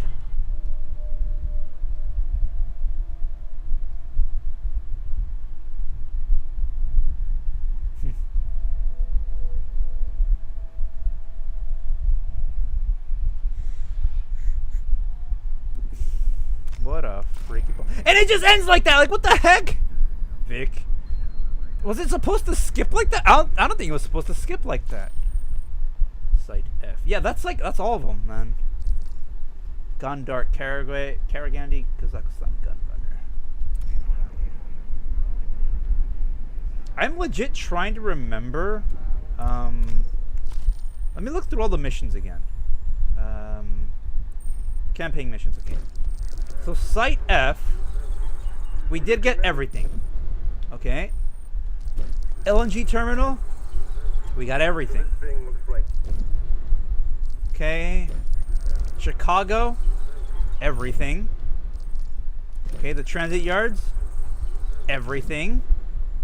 Okay, starting to see the pattern here, right? Airstrip, got everything. Right? The detention facility, right? Everything. Okay. Paraguay, everything. Okay. The abandoned mill, everything. Okay. The safe house, also everything. Iraq, everything. Tehran, everything. We have literally gotten every single little bit we need. But for some reason, it's counting it like we haven't. Unless it's counting these missions here. Like the little extra missions, right? But I have everything on those too. Okay, I'm missing the Blacklist in the Egyptian embassy. Okay. What else am I missing then? Because I'm pretty sure I've gotten like all the high value targets and stuff. The Swiss embassy. Border crossing. Dead Coast. I'm missing the other laptop there too. Maybe those. Apparently, which it shouldn't really count these. The opium farm. Smugglers. Okay, the smugglers then for some. Oh, that's why I'm missing them, because these are the specific co-op missions that I can't do. Okay, it makes sense. A couple of these you can do solo, but there's like 3 I think that you can't do. Okay. Okay. So I'm not crazy. Well, I am crazy, but that's not the point. Okay. So we just figured it out. Okay. Blacklist attacks in Guam. Yeah, this one doesn't have anything. Okay. Well, I'm not gonna bother doing all that. I do want the achievements because it's like, how many G's are they actually? That's not what I want to do now. Blacklist. Let me see. 10G, 10G. It's 30 G's. Okay, that's not even much, dude. Master the playstyles on different missions. That I could probably do. 6 enemies in under 14 seconds. That's freaking hard, dude. You can complete the story of the game with co-op in some levels. I'm pretty sure the whole game is co-op technically. But there's like a specific, like, some specific levels that are actually co-op. I don't know. The game is weird, right? It's so weird. Like, Conviction has a separate co-op campaign. This one has specific co-op missions, but I'm pretty sure you could do the whole game co-op. I don't know, man. It's just weird. It's just weird. Go to Uplay, go to title screen. Yeah, because you can't really access co-op from anywhere. Because there's no menu. Which is, I mean, it's cool, yeah, all minimalist and whatnot, but like, it's weird. Yeah, it's just, you go from here, and then there's no menu to launch co-op and stuff. I don't get it. Also, the 360 menus are nostalgic. Dude, I know, right? Like, man, I ain't seen this in so long. I missed that time a little bit. I mean, not that like the Xbox One menus are like any bad. Like, they're not bad. They're actually really cool. They're sleek and you can like do a lot with them and whatnot. But yeah, the other one was a vibe. Yeah, I don't actually know how to launch the normal co-op missions. There's not really like a thing you could kind of do. I can't even launch the Xbox Live. Oh, I can. What the heck? Anyways. Alright. The memories of the Red Ring. Okay. I'm lucky that I never... Oh, wait. You can with the co-op from right here. Find teammate private lobby. Ah, okay. Save with courier. And then I can invite a friend and I could launch the mission from here. Wait, can I? Can I not choose the mission I get to play? Is it like specific or? Alright, whatever. Doesn't matter. Probably not gonna. I really want to do those, but at the same time, I kind of really just kind of hard. I think Trench does have the game. I'm pretty sure. Yeah. And then we don't really know what the American Dust attack is, right? That claimed the life of 1360 for me. Oh, really? Dang, that sucks, dude. I got lucky. Mine was a later model, so I had that fixed. The 6th Blacklist attack. The target is unknown, and the attack was averted. Since he was arrested, it is impossible to plan the attack, but it is speculated that it may be a large-scale attack on the United States to paralyze the whole United States. And the target may be directed at military bases with nuclear weapons or other large-scale weapons. Or it may imply that the 12 countries will inherit the achievements of the engineers. Yeah, so much good that did. So at the end of the game, we don't know what the last attack would have been. And it just kind of ends on a cliffhanger in a way. It's so stupid. The first 3 games have closure. The 4th game, Double Agent, not really, but it kind of did, which I don't like.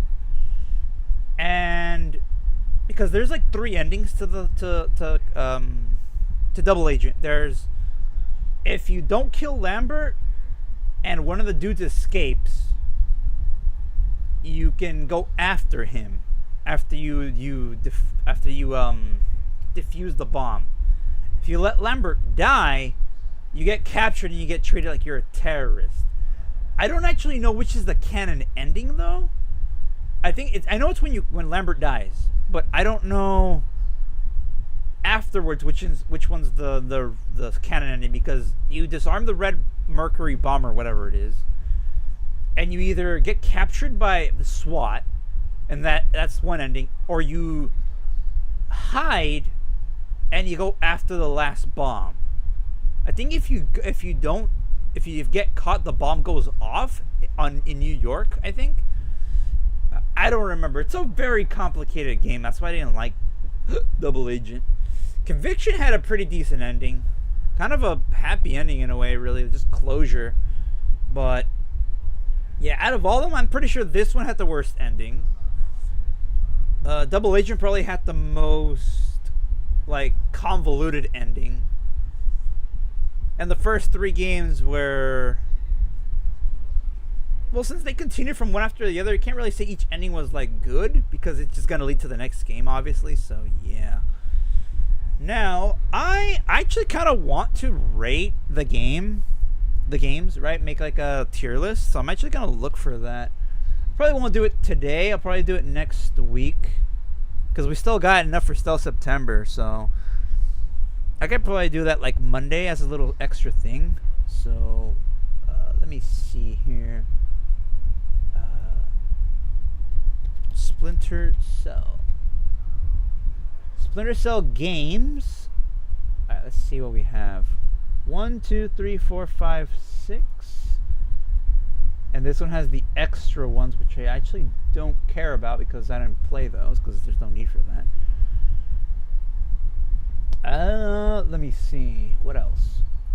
Alright, so I'll save that one. 1, 2, 3, 4, 5. This one is the extra ones. Okay, so I'll save this, and I'll probably do like a... Wait, how much time do we have, actually? I've only been going for an hour 46. Should I just do it right now? Should I just set that up right now? Yeah, you know what? I'll just set it up right now. Why the heck not, right? Okay. So let me go over to chatting real quick here. And let me just... Okay, I'm gonna look weird for a second, so give me a quick sec here.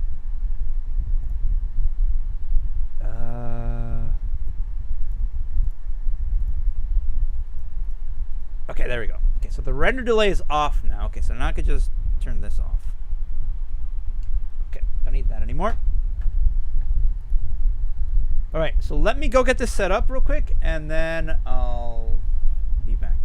We might as well. I thought we had 3 levels left, but since we do have that extra time, I'll just do it right now. I don't think I've been in the chatting area before. Oh yeah, I'm still kind of working on it. Quit game, disconnect from that. Yeah, I usually don't really use it, right? Because I just kind of stop the stream after, right? Okay, so let's take the night vision off. We'll keep the goggles on just for that. But let me see here. Motion capture, calibrate. Yeah, so the chatting area, I kind of wanted to like give it a little bit more of like a vibe, you know. I actually want to make the environment 3D. I do have this environment, I just haven't put it into my thing yet. Yeah, this is my command tent. See some like Easter eggs and stuff around. I got my flag, got a map, my guns and stuff. Yeah. Okay, so let me get this set up real quick. If I do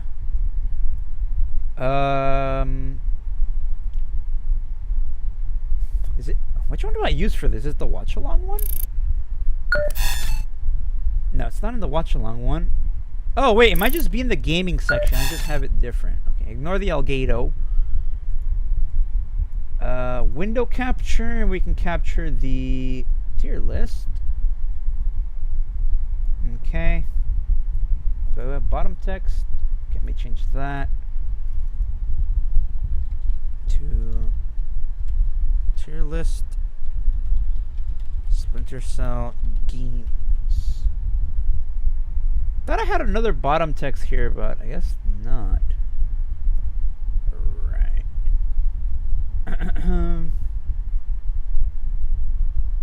Alright. So, scroll down here. Okay. So I am going to talk about the games a little bit because I've been playing these games for a very long time, since I was young.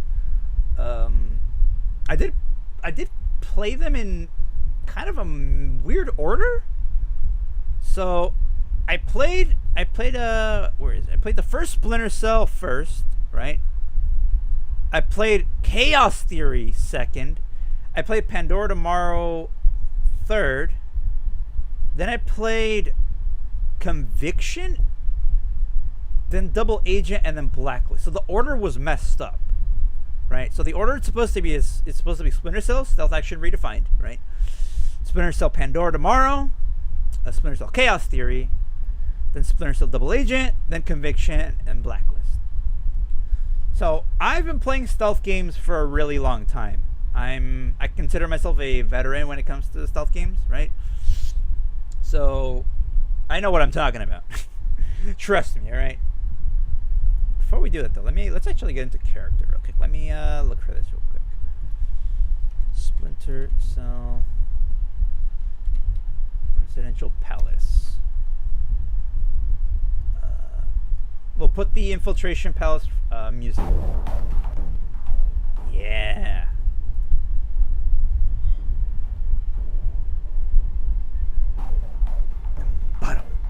That's one of my favorite tracks, and it's just a little looping bit, but it's so good, dude. I love it. All right. So Splinter Cell, the first Splinter Cell, came out, I think, 2002-ish, and the game takes place in 2005. The stealth mechanics for the time were actually really good when it had to do with the lighting and sound and sneaking around and stuff. It needs a remaster for sure, right? So I didn't really have any problems with it because it's the first game in the series. It kind of sets everything up, right? Story-wise, gameplay-wise, it's a pretty solid standard for the entire series. In terms of stealth, it's the gold standard. Nothing else really beats it until like Chaos Theory. The gameplay, while still a little stiff, right? Sometimes sneaking is a little bit wonky. The enemy detection might be a little bit weird. Knocking out enemies, a little bit of inconsistencies here and there.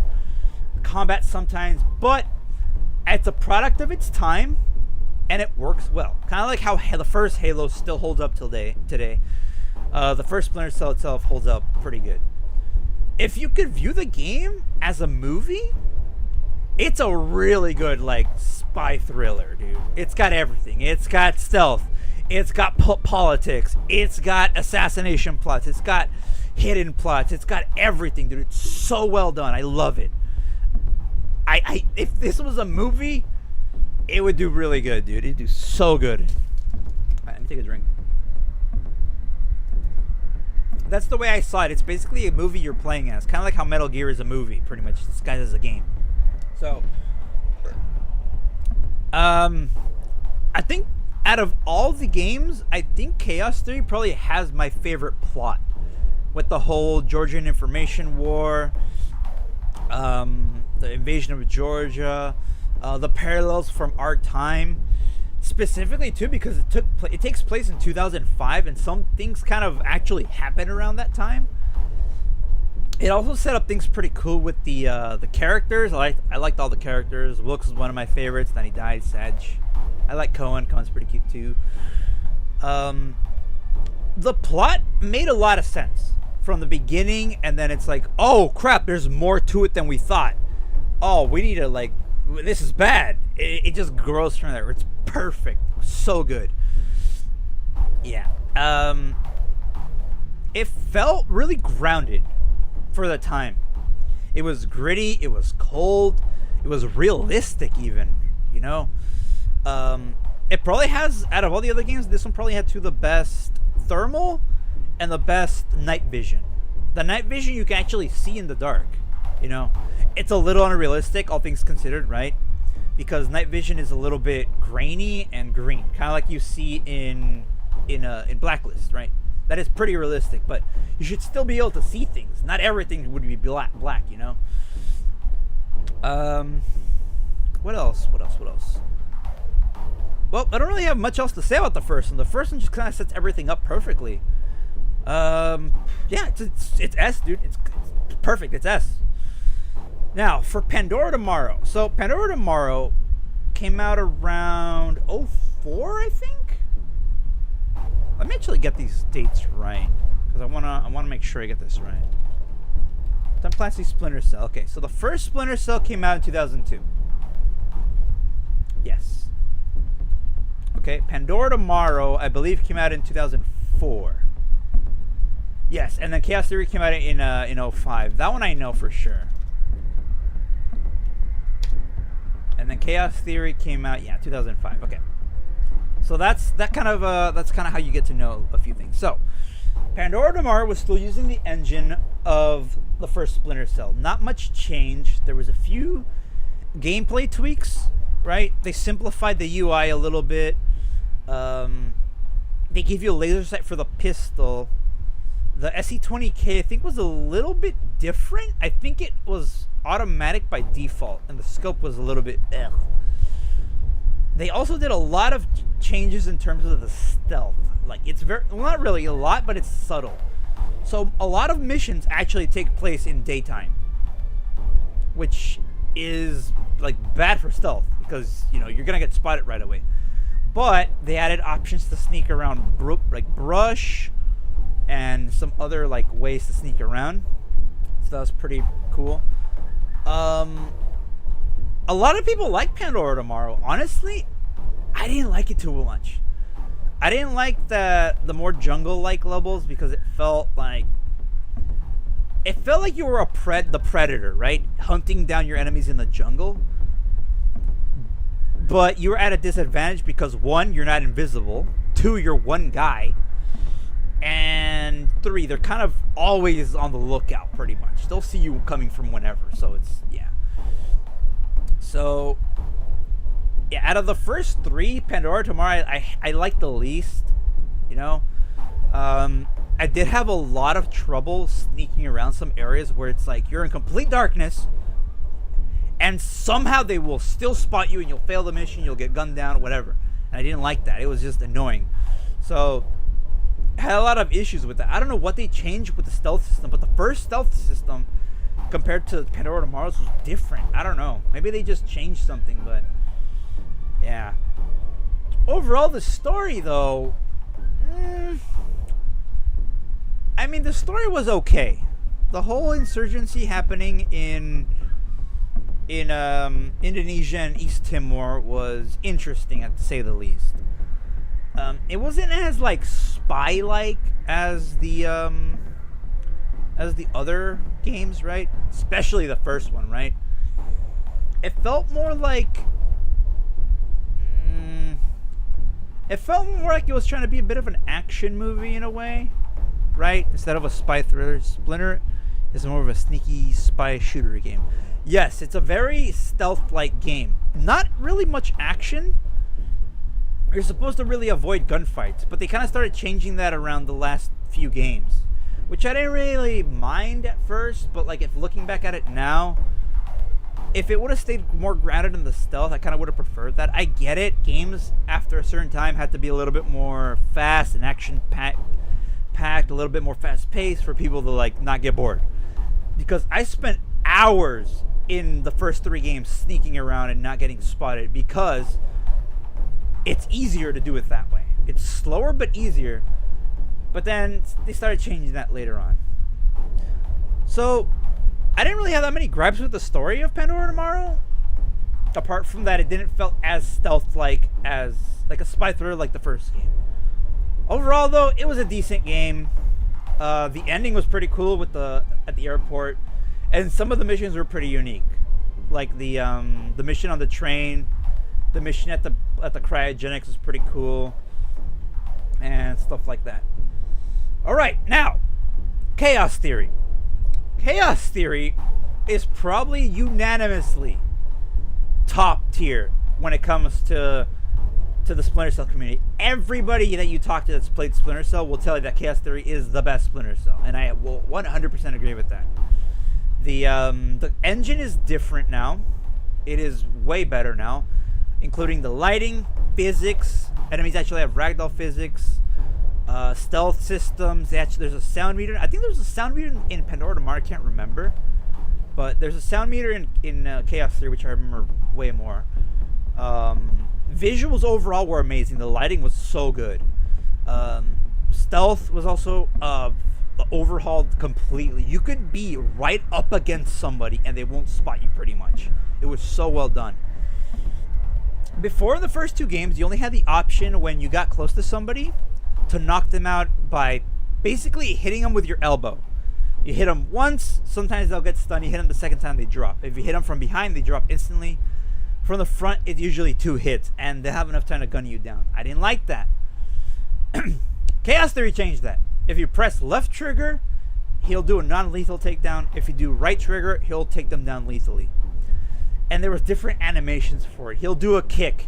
He'll do like a palm strike to the face. He'll punch them in like the side of the head for like non-lethal. For the lethal, he'll slice their throat. He'll stab them in the back. He'll stab them in the stomach. It's so good. There were so many new animations. They were so well done. I loved it. The story. So the story on this one might be the most varied out of all the games. Because it doesn't stay in one spot. It goes everywhere, dude. It starts off in like in Panama, I think, right? It starts in Panama, and then it goes to a ship, and then oh man, I can't remember the missions, can I? Crap, hold up. I played this game for so many times and I can't remember the missions. What is wrong with me? Splinter Cell Chaos Theory. Let me see. Mission. Gameplay, multiplayer, plot. Oh, I should probably look up the missions list, actually. Okay, fandom, okay. Okay, so we start out in Peru, right? I thought it was Panama. That's later on.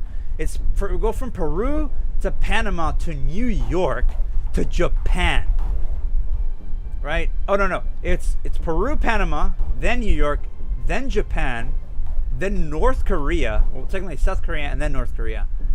And then Japan again. So you go to like a few places like again, but it's so varied, dude. Like, oh, dude, I love it. It's amazing. So this one has a bit of an odd plot at first, right?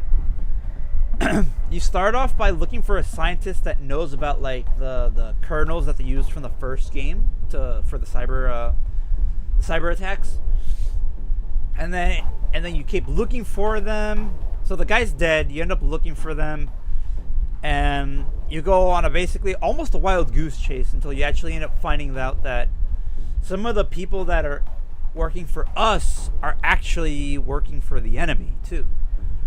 And then that causes like some cyber attacks again on New York and in Japan simultaneously. And then from there,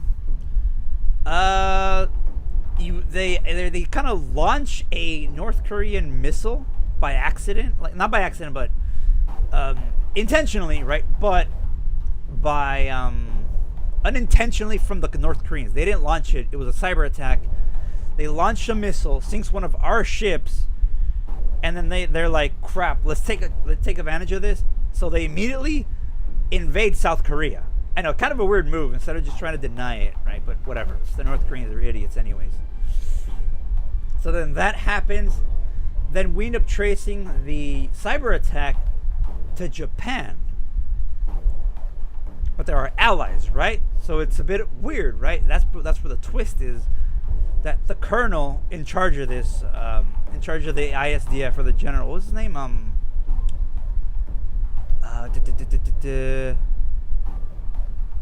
Forget his name. Otomo, Admiral Otomo, right? So he basically did all this on purpose, right?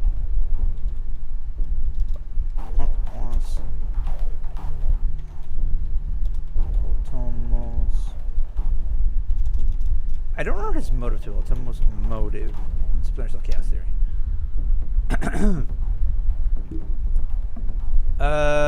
He was driven by fierce Japanese nationalism, right? Which makes sense. So he was working with Displaced, led by Douglas Shetland, which we met in the second game, and he's Sam's old friend, right? But basically, they had a chance, right? So they took it. So he went to remilitarize Japan and start a world war, basically, so that he could fully militarize and Japan would become like a superpower in a way. Kind of a dumb move, honestly, right?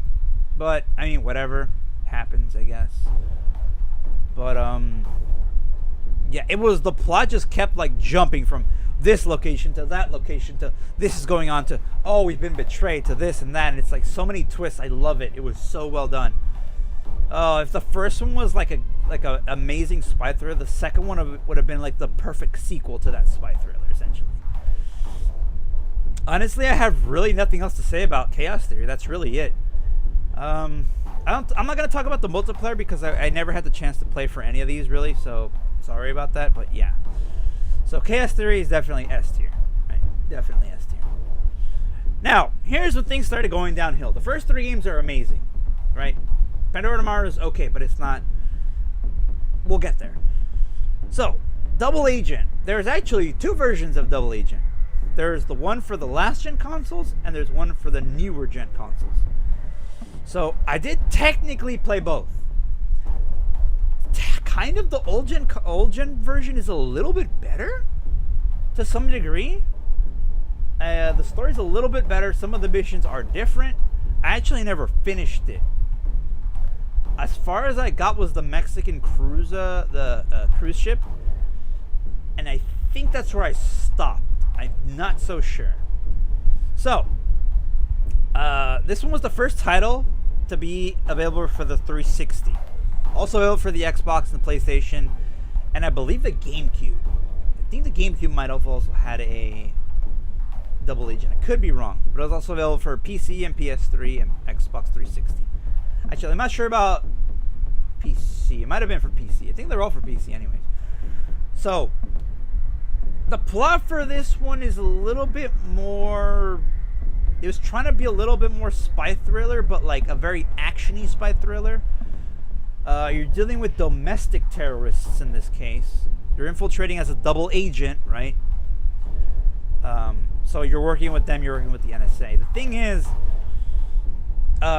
there's certain like opportunity objectives where like, like detonate the bomb or don't let the bomb detonate. If you detonate the bomb, you gain the trust of the JBA, but if you let the bomb go off, you lose trust with the NSA.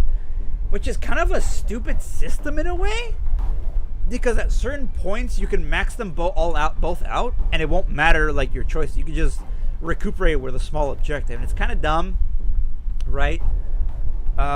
Before it was if you got too like low on the trust of a certain faction, you go on a mission to get a little bit of trust back. Like they'll have you sneak around and get some files on someone, or go like do another mission or whatever. It's alright, but ultimately I think it falls short, right, of the whole double agent thing. It's probably like the least fun of the other games, considering it came off the same engine as Chaos Theory. I'm a little bit concerned that they started cutting corners there, specifically because the lighting is a little bit messed up in a lot of the levels. And there's a mission where you have to reach a stranded tanker on the snow, and there's legit like no shadows. And I don't get it. Like Chaos Theory and the predecessors had amazing lighting. That was like their staple, dude. The first 3 games were so cool looking in the dark. But then Double Agent just messed it up. And that mission is the worst, honestly, dude. That one mission where you have to sneak around in the snow. You can't use your night vision because the snow will blind you. You can use your thermal to spot enemies, but through the snow, you'll get spotted anyways, and it doesn't matter. It's so stupid. I hate it. Yeah, and then the meter for the lighting meter to tell you if you're hidden or not, it's messed up. It's broken. It doesn't work. It's so bad, dude. I did not like Double Agent. The gameplay was bad. The graphics were just a step down for some reason. And then we start getting into a little weird mechanics, right? So when you're at the JBA, you get to use all these cool little gadgets, right? You get a fingerprint scanner, a voice recorder, a directional mic, all these little things to help you like spy on them, right? And it was just kind of okay. So in between missions, right, you're at the hub, which is the JBA's headquarters in New York at the docks, and you're trying to gather information on the enemies, on your enemies before the next mission starts, essentially. So you're sneaking around, looking at documents, hacking into computers, doing sabotage and stuff like that. But I don't know, dude. It was a little bit. I didn't like it. It was just kind of boring. Like, it does help you get like rep and stuff, but like I said before, it doesn't even matter. You could just do missions and side objectives to help with that. I can hear the subtle anger in your voice. Okay, I think I did Double Agent as a series, I believe. Right? I'm pretty sure I did Double Agent as a series on the channel, so it's still up, obviously. Hold on, let me look it up right now. Let's see. Go to my channel. Double Agent. Oh no, I did these as streams. Right, huh? I actually don't remember doing it as a stream. Weird. Because then I did Conviction in episodes. I'm pretty sure. Hold on, Conviction. Yeah, Conviction I did it as episodes. Except the last episode, I did it as a stream. Just for the heck of it. Yeah, that's weird. I don't know why I did that. Yeah, I just couldn't do it as an episodic thing. That I had to do it like that. I think that might have been one of the first streams where I actually did the used Warudo to get the immersion all cool. So apart from the little things, right, the gadgets and the sneaking off and stuff, right? So every hub mission you start off right with an objective. Or like a little task they leave you, right? Score like 80% on the shooting range, or assemble like mines. I hate the mine minigame so much. It is so annoying, dude. You have to be so precise, and if you mess up, you have to do it from the beginning. It's so annoying. I spent so long doing that. Oh, I couldn't stand it. There's one where you have to like sneak around like an obstacle course. And the thing is, you could either do your task and then go and sneak around and then come back to your area before the timer runs out. Or you could finish the task, sneak around, come back, and stuff like that. Okay, so you get what I mean, right? So there's like the side objectives. And for the most part, doing those little minigames was probably the worst experience in my opinion, dude. It's so bad, man. I just don't know. The plot is kind of all over the place. You start off in a thermonuclear plant in Iceland, I think, and they have an ICBM for some reason. I don't really know what you're doing. They never really explain it. You have a partner. Your partner gets gunned down later on. And then they pull you out really fast because your daughter gets killed. She gets killed by a drunk driver. That's like the biggest plot twist in the entire series. That's what drives the last two games. So it's really important. That's what I hate about it. It has some of the most plot critical points in the entire series, but the gameplay and the story fall short, which sucks, dude. Just casually checking out an ICBM. Yeah, I don't get what the Icelandic people are doing with an ICBM. They never explain it. And then your partner gets gunned down. They never touch on that either. The guy just dies. They just forget about him. Poor sap. Yeah. Have you ever seen GoldenEye? 007 GoldenEye, the movie, right? When 006 gets gunned down, when he gets captured by the Russians and he gets gunned. Literally the exact same thing plays out, pretty much. Like plot holes. Not really plot holes, more like just padding in general. Like the whole JBA plotline was just, I don't really know, dude. I didn't like it and I didn't really get it. The JBA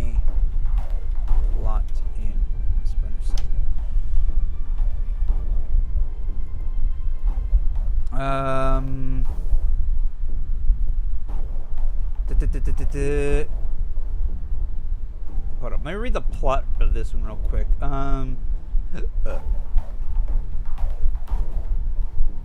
Multiple stage bank robberies, killings, Fisher becomes infamous criminals.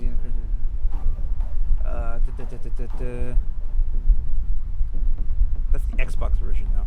Oh, here it is. Multiple endings. If Fisher fails all 3 or fails 2, the NSA standings below 33%. He surrenders to the SWAT team, but immediately escapes using a smoke grenade. If he fails 2 within the NSA standings above 33% or completes 2 of the 3 NSA standings below, he's captured. Charged with murder, conspiracy to commit terrorism, pleads not guilty of charge. He breaks out of prison, is on the run. So that was originally the canon ending that was supposed to lead to the original conviction, where he's all shabby and on his own. But they didn't really go for that. If Fisher completes 2 of the 3 objectives of the NSA standing above 30%, evades capture, escapes the compound by incapacitating a SWAT officer, steals his uniform, and that gets the bonus level aboard the Coast Guard vessel that has the last bomb and the last terrorist on it. He kills the terrorist, disarms the bomb, escapes, the vessel gets destroyed, and it ends with just to be continued. It says here that canonically, Fisher saves the cruise ship from exploding, saves Hisham. I don't know who Hisham is. I think he's your contact during one of the Angola missions. And you kill Lambert, which is the worst part. I freaking hated that. Oh, yeah, so bad. Let me see. Yeah, it received positive scores, but to be fair, it's my least favorite of the games. So yeah, overall, the plot was a little convoluted. Didn't really care too much for it. The gameplay was... I think they changed it a little too much from Chaos Theory to the point where it was like trying to be its own, a little too actiony and a little bit different. The stealth fell really far down, dude. Like, it kept falling down the stairs. You get spotted like every other mission. The paths don't really branch out too well. It was trying to be too actiony, is what I'm trying to get at. Right? There's like the air of the action stealth games that are a little bit more fast paced. This one was still a little slow, but you get the point. I just didn't like it. I just really didn't like it. For me, honestly, Double Agent, D tier, big time. So, Conviction, right? Conviction is the first game that I consider to be the next gen, like actual proper next gen. So, going off the ending from Double Agent, you're kind of on your own now. You technically have retired. You're done, right? Your daughter died. Your best friend is practically dead. Your handler practically is dead. Yeah, you've been kind of hung out to dry in a way, so you're kind of on your own, and you're just done with the life essentially, right? But Sam's still trying to track down his daughter's killer, right? So he ends up getting contacted by Grimm, and then he ends up kind of coming back in a way, right? But he's still on his own, right? He discovers that his daughter's killer was Coben, Andre Coben. He's some smuggler, drug dealer, terrorist, arms dealer, whatever you want to call him. He's a prick. But then you end up finding out later on there's an even bigger plot with everything, right? So Coben was working for the NSA, and you're like, wait, why was he working for the NSA, right? Wasn't my daughter killed in an accident? Well, kind of, but not really. That was the cover story. The cover story was that she got killed by a drunk driver, but in reality she had gotten she's under protection from Grimm, right? Lambert set it up so that she was protected. She has a new identity and everything. She's living on in DC, I think, and Grimm was in on it too. The whole point of that was to basically break Sam enough to get him to infiltrate the JBA in Double Agent, right? So that was kind of a stupid plot. I didn't like that. I'm like, wow, you basically torture your best man mentally so he can do some of the more dangerous assignments. Like, really? Would we actually do that? Maybe. With how corrupt and freaking, like, you know, ruthless and cutthroat some of these agencies can be. Maybe, I don't know. But in, like, the game, like as the game, it makes sense. But I just thought, I'm like, man, that's just too messed up. Even for them doing it to Sam, dude. His anger is 100% justified. So, we end up uncovering the plot. Third Echelon is now under the control of Thomas Reed, which probably the villain I hate the most in the entire series. Him and Siddiq are up there with, like, the guys I hate the most. Not even the first 3 games had antagonists that I didn't like as much, right? Double Agent, kind of hated everybody there. So you end up discovering the plot. You basically turn on Third Echelon. They're kind of your enemies now because Reed is trying to essentially overthrow the government with the help of Black Arrow, the PMC, and Third Echelon, which is pretty crazy, to be fair. A lot of the plot hinged around EMPs, which around the time this came out, which is like 2010, 2011. Have you ever seen the movie Live Free or Die Hard? Basically, the same plot applies to both. They're pretty similar. See, you start seeing the movie parallels here and there, right? So, it's kind of almost the same, but not really, but there's similarities.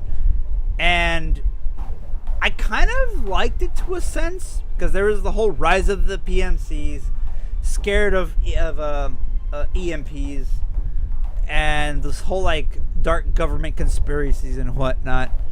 Dude, the Die Hard movies are so good. I need to rewatch them. We should watch them sometime, Gator. But yeah, the plot was very very well actiony, but it was done way better than Double Agent and way better than Blacklist, to be fair, because it felt kind of believable to a sense. Up until this point, a lot of the plot seemed very believable. Double Agent, not so much. But Conviction's plot felt pretty grounded as well. So you end up finding out that your daughter is actually still alive, and you uncover the plot. The Christmas of Mary. I will not, Gator. I will not. Trust me, I will not. I'm not one of those people. So you end up basically getting the help of Grimm somewhat. She's kind of working as a double agent with Reed, so she's basically betraying him. And I don't know if Reed's trying to become the president or they're trying to install the vice president, because the vice president is in on it as well. But yeah, the plot just started getting like really tied up later on. You can't be silly. Okay, Gator. Okay, I'll believe you. Overall, the plot was not as solid as the first 3 games, but it was still pretty fun as like an action plot. So I'd give that an 8 out of 10. Okay, so here's what things started changing with terms of gameplay. The gameplay felt a lot faster. The takedowns felt a lot smoother. So there was no non-lethal or lethal. You only had lethal takedowns. The shooting mechanics were a little weird, to be fair. Not that they weren't weird in the first 4 games, but this was around the time where a lot of games were still trying to have their own control scheme, right? Nowadays, everything is pretty much the same. Left trigger aims, right trigger fires. You click to crouch or B to crouch, or you click to melee or B to melee. Some games have a little different, but it all started getting grounded way after this. A couple, like, around the same time, but a lot of games still had weird control schemes. It seems the plot or quality kind of dipped after the first 3 games. Yeah, big time. The quality started going down. Not to say the games weren't good, but the quality wasn't as good as the first 3. The first 3 are like, you know, top tier in terms of gameplay and everything else. So, this is the first game in the series to not specifically feature night vision, thermal vision, and EMF vision. I forgot to mention that there was a third vision in Chaos Theory where it let you see things that you could EMP, because the pistol now has a little thing where instead of shooting out lights that make noise, you can hit them with your little EMF device on your pistol, and it basically disables anything electronic that you aim at for a short period of time, which is pretty cool. Way more stealth options with that. But the Conviction didn't really have that. It had a system where if you were in the shadows, you were your vision would turn like black and white. A lot of people didn't like that. Honestly, as the part of the tone of the game, I felt like it was incredibly appropriate, and it kind of made you feel like you were a predator stalking your prey. So it was pretty well done. I liked that system. The new like takedowns were really fun to do. I always loved that. Apart from the campaign, there is a co-op campaign that's separate, right? There is a little bit of like a little side game that's called Deniable Ops. You basically get different missions, and your assignment is to go through each mission. There's like 3 or 4 sections in each, and you're basically just going down, taking down enemies. That is so much fun, dude. I replayed those missions so much more than the actual game. You go, you take down your enemies in one section, you move on to the next. You go, you take them down. I kind of would have preferred if there was objectives in each one, because the enemy placements are randomized, but having objectives in each would have been cool. Like, oh, interrogate this guy, or hack this computer, or get like this file or something, right? That would have made it a lot more fun. Deniable Ops as itself was just so well done. I loved it. My favorite part of Conviction overall. It also included different loadouts you could do in terms of weapons. You could have your standard weapons, right? But now you included louder weapons, right? You had assault rifles without suppressors, shotguns, SMGs, assault rifles, anything you want. Pistols, Desert Eagles, grenades, everything.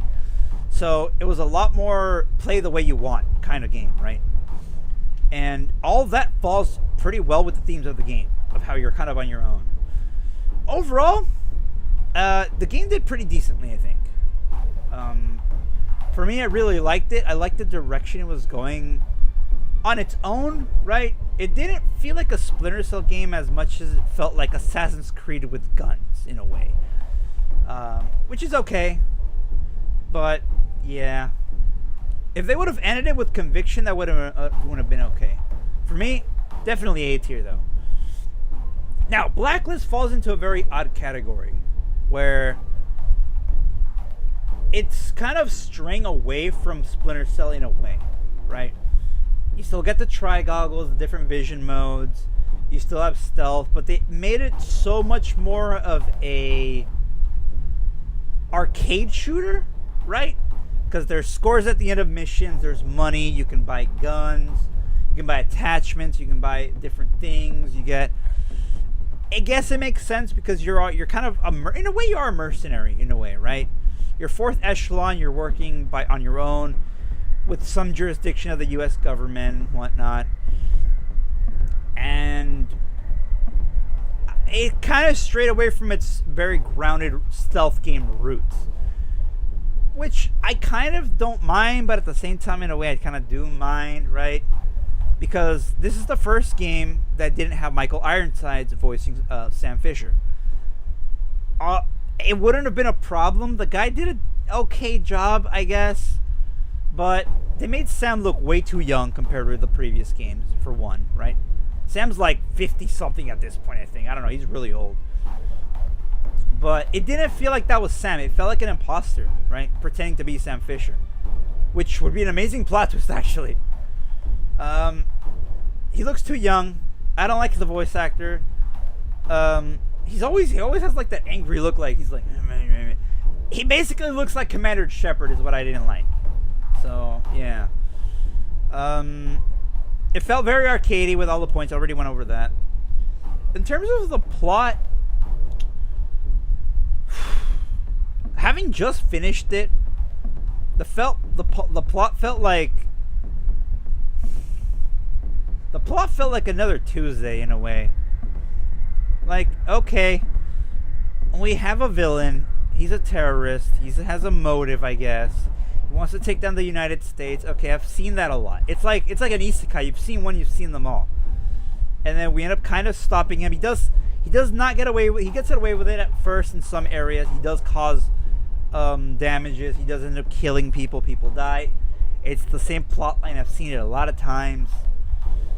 And it started falling kind of short, and I didn't really like that. As a villain, he was really just like, you know nothing about Sadiq other than he was in MI6. He has a Arabic name, but he's working with the British, which is kind of weird, but I guess it makes sense nowadays if you really want to look into that. And at the end of the day, I didn't really get his motive. His motive kind of just felt like he just wanted to just destroy the U.S., which is kind of a bad motive. It's like a villain wants to destroy the world. It's like, okay, then what, genius?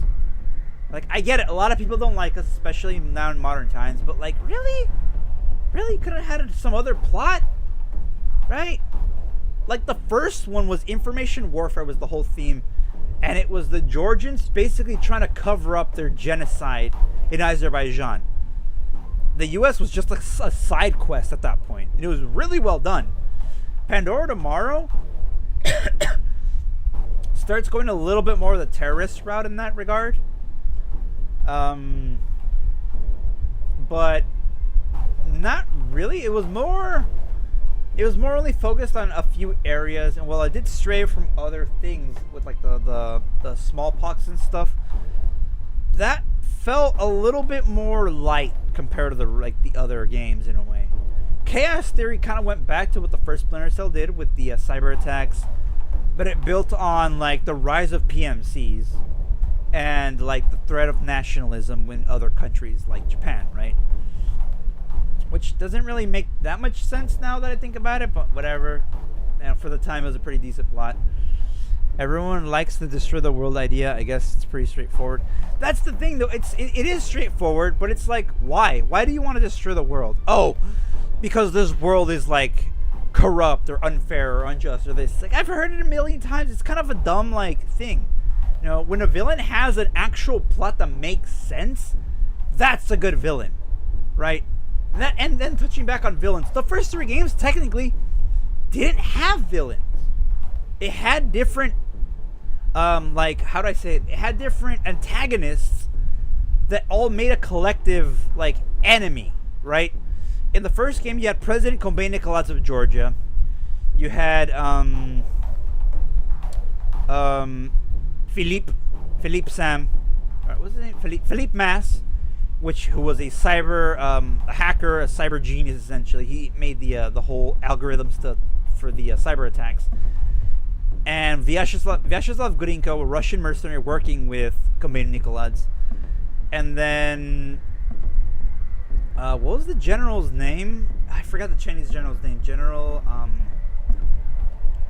Zhao, was it? Oh, Zhao might have been Black Ops actually.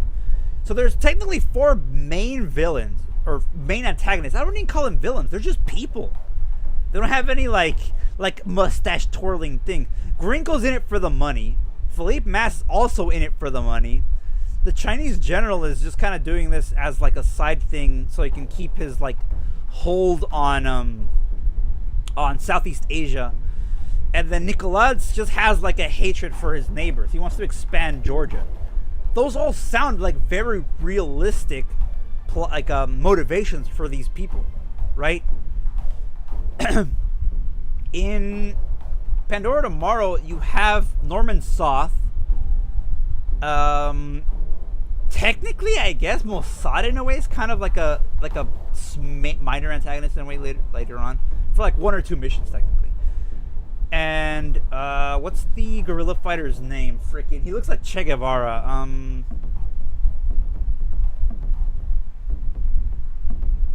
I forget his name, dude.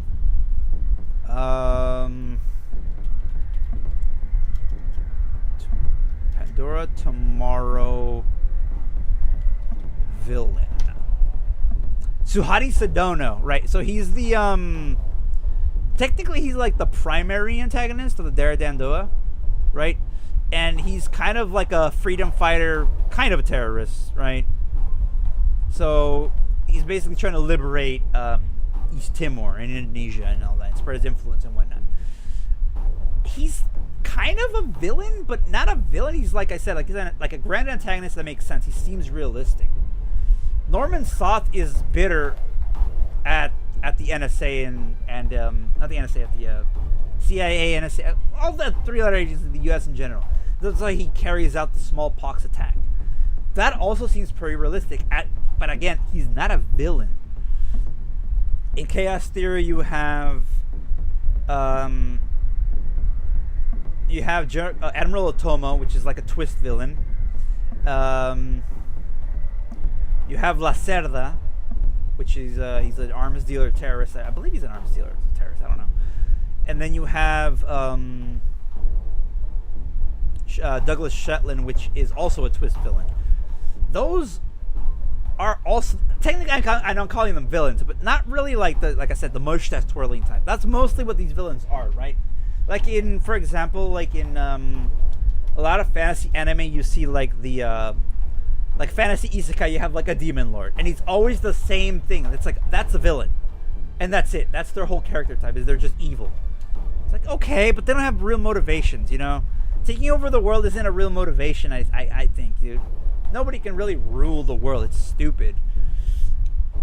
And then I guess Double Agent kind of, if you want to consider the JBA guys like villains in some sense, not really. They are also more so just terrorists, domestic terrorists. But then in Splinter Cell Conviction, I feel like that's where it kind of started turning a little bit more, because Coben is a side character in that one in a way. He's important to the plot, but side character. And Thomas Reed actually felt more like a villain than an antagonist. He was kind of the mustache twirling type in a way, right?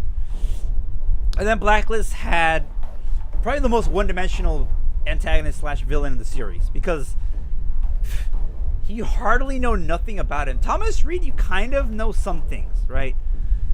But this is what I miss about the first 3 games, is you go and you find information on computers, or like a data stick that some enemy had, or you overhear a conversation, and you get to know about stuff like, oh yeah, Grinko was apparently Spetsnaz, he has a bunch of aliases, he was in Afghanistan, and now he's a mercenary. I know all that just from data sticks in the game, right? In Pandora Tomorrow, I think they kind of toned that down a little bit. In Chaos Theory, they did continue that somewhat, right, with the emails and different computers. So you start learning of like different things.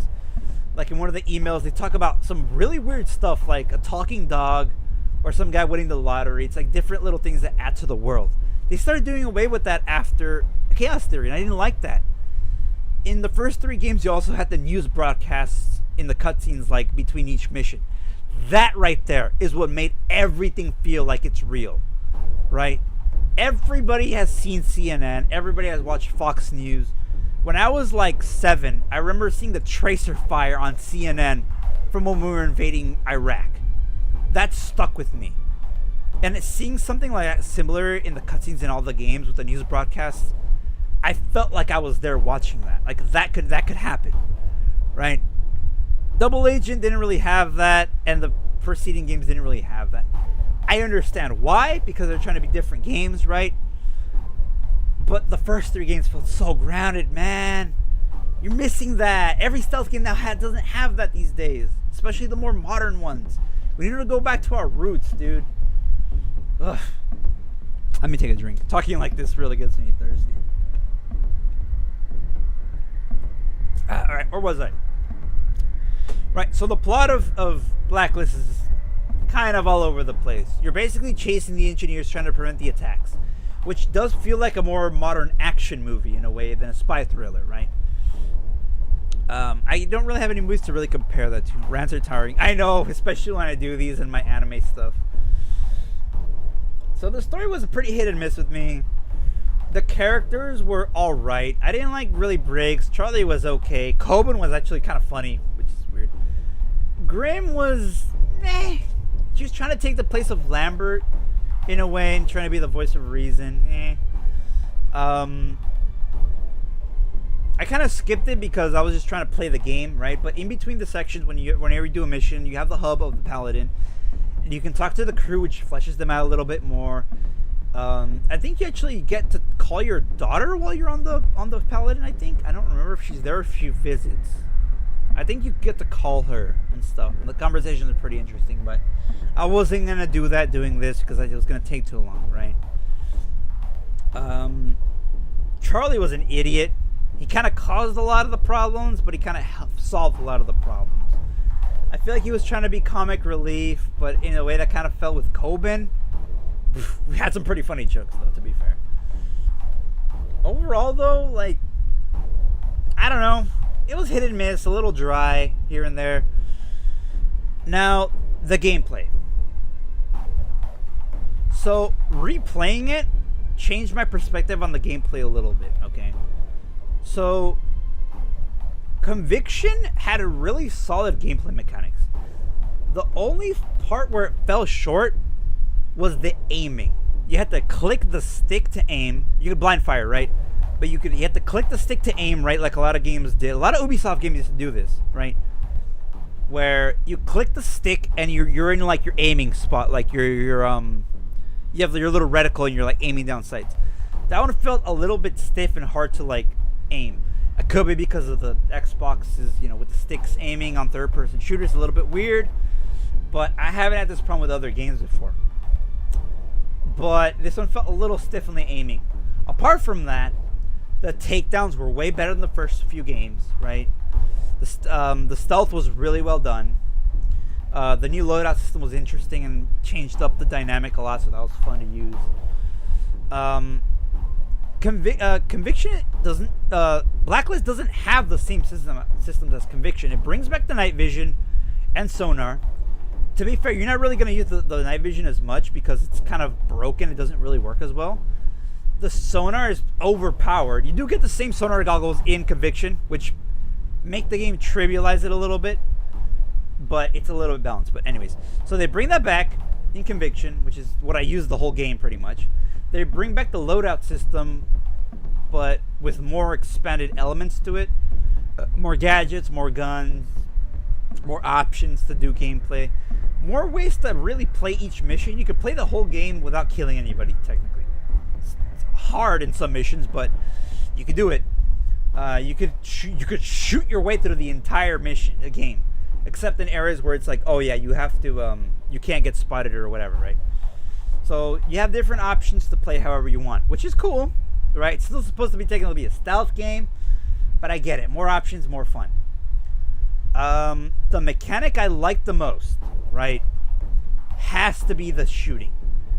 Oh, the shooting is so well done in Blacklist. It is truly a modern third-person shooter like that, right? The way that you could just snap the targets with like your pistol or your crossbow, or with your your rifle that you're using, your submachine, whatever you're using, right? It's so snappy. I love it. It's great. It feels good. The sound effects when you headshot someone are so satisfying, dude. I feel like if Conviction had that one, it'd be a perfect game. It'd be S tier for me, dude. That's the only part where it fell short. Conviction was the first game to also introduce the mark and execute system, which is you get a stealth kill, right? You knock someone out, or you use a melee takedown, and each gun has a different amount of takedown marks you can use. You mark like your targets, they turn red, you press Y, boom, boom, boom, you shoot them all in sequence, right? Whichever one's like closest to you to whichever one's the farthest to you. You take them all out with headshots, fast, easy peasy, right? It's basically a cheat, like an aimbot. It's really well done in Conviction. However, in Blacklist, if you melee take down someone, you get that, but you can also just kill people, right? You can stealth shoot them, but it has to be, I think, 2 kills will trigger it, the takedown, to get your marks. The problem is, in Conviction, you can get 4 marks, is the max you can get on certain guns. Blacklist, for some reason, I don't think they changed that, and everything is default to 3. Which is kind of bad, because there's usually, like, in an area, like, more than 3 enemies willing to take you down, right? Usually 4 to 5. Now, I like my enemy variety. It makes the games more fun, right? Like, oh, this guy's a sniper. He's from long range, right? He has a laser sight. You can see him. He provides sniper support for his teammates, right?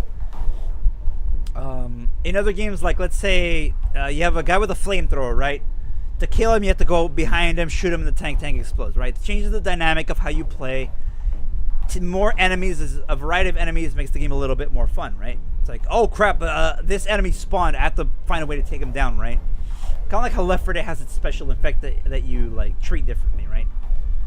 For the most part, I don't have a problem with that, and it does make the game a lot more fun.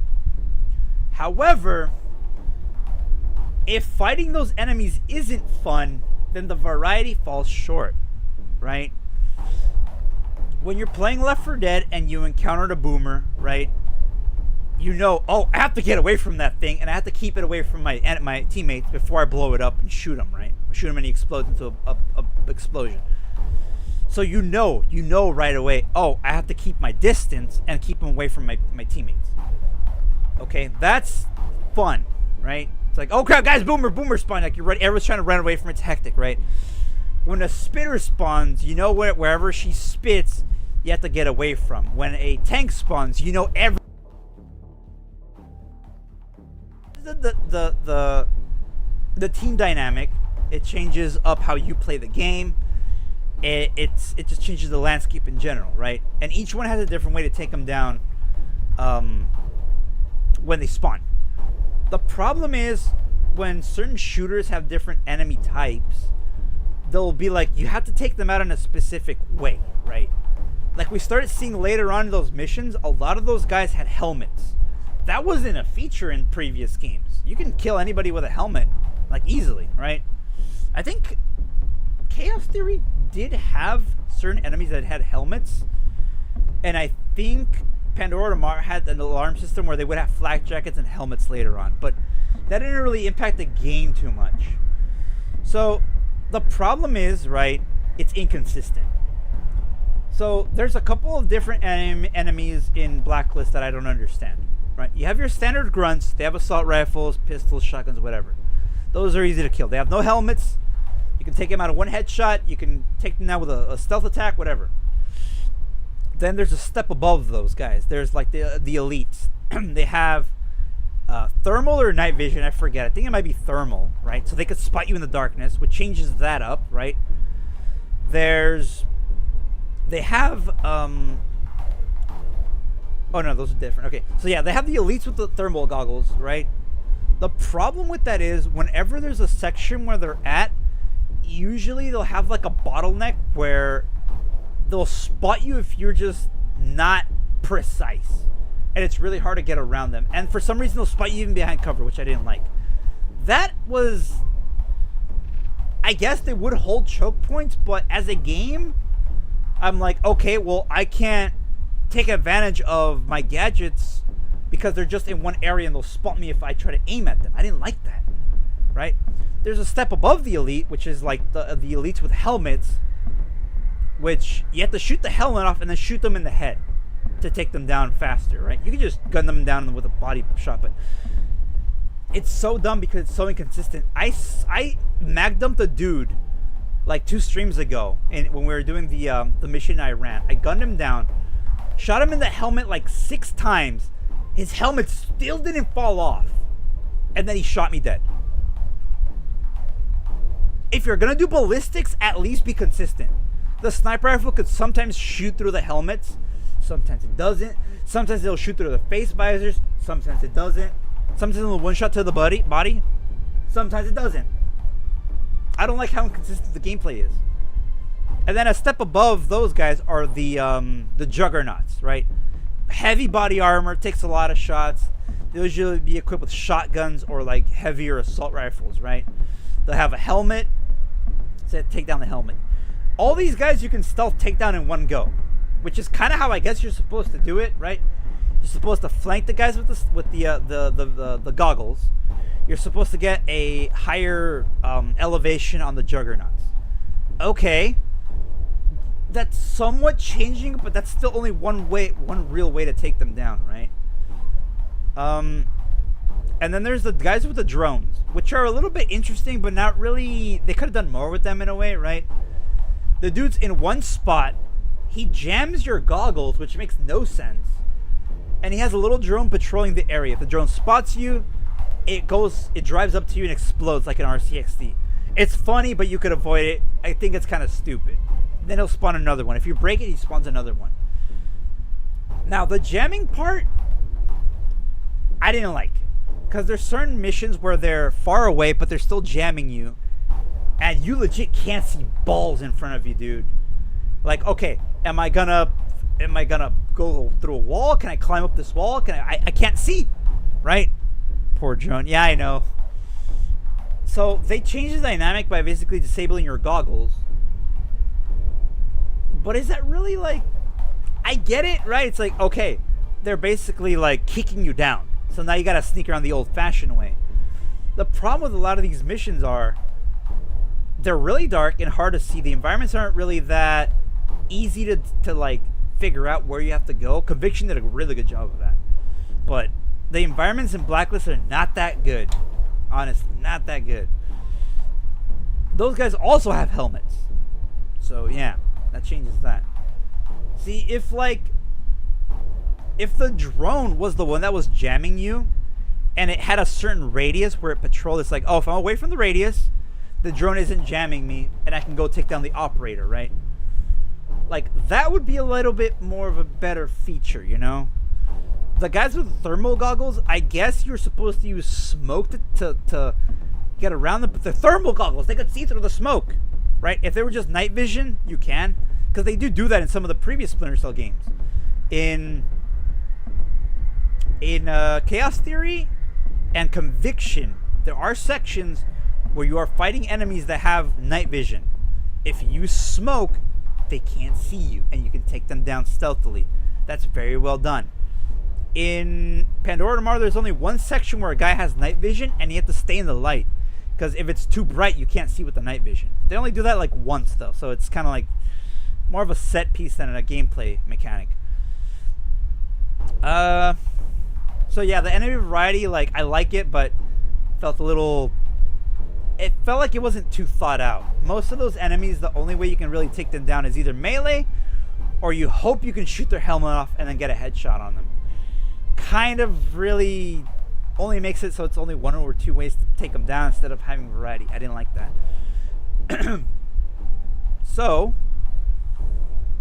I think that's really it. What am I missing? Oh, I didn't really like the way cover worked in Blacklist also. It felt like you were too stuck to cover. When I tried to move from cover with the stick, I was stuck.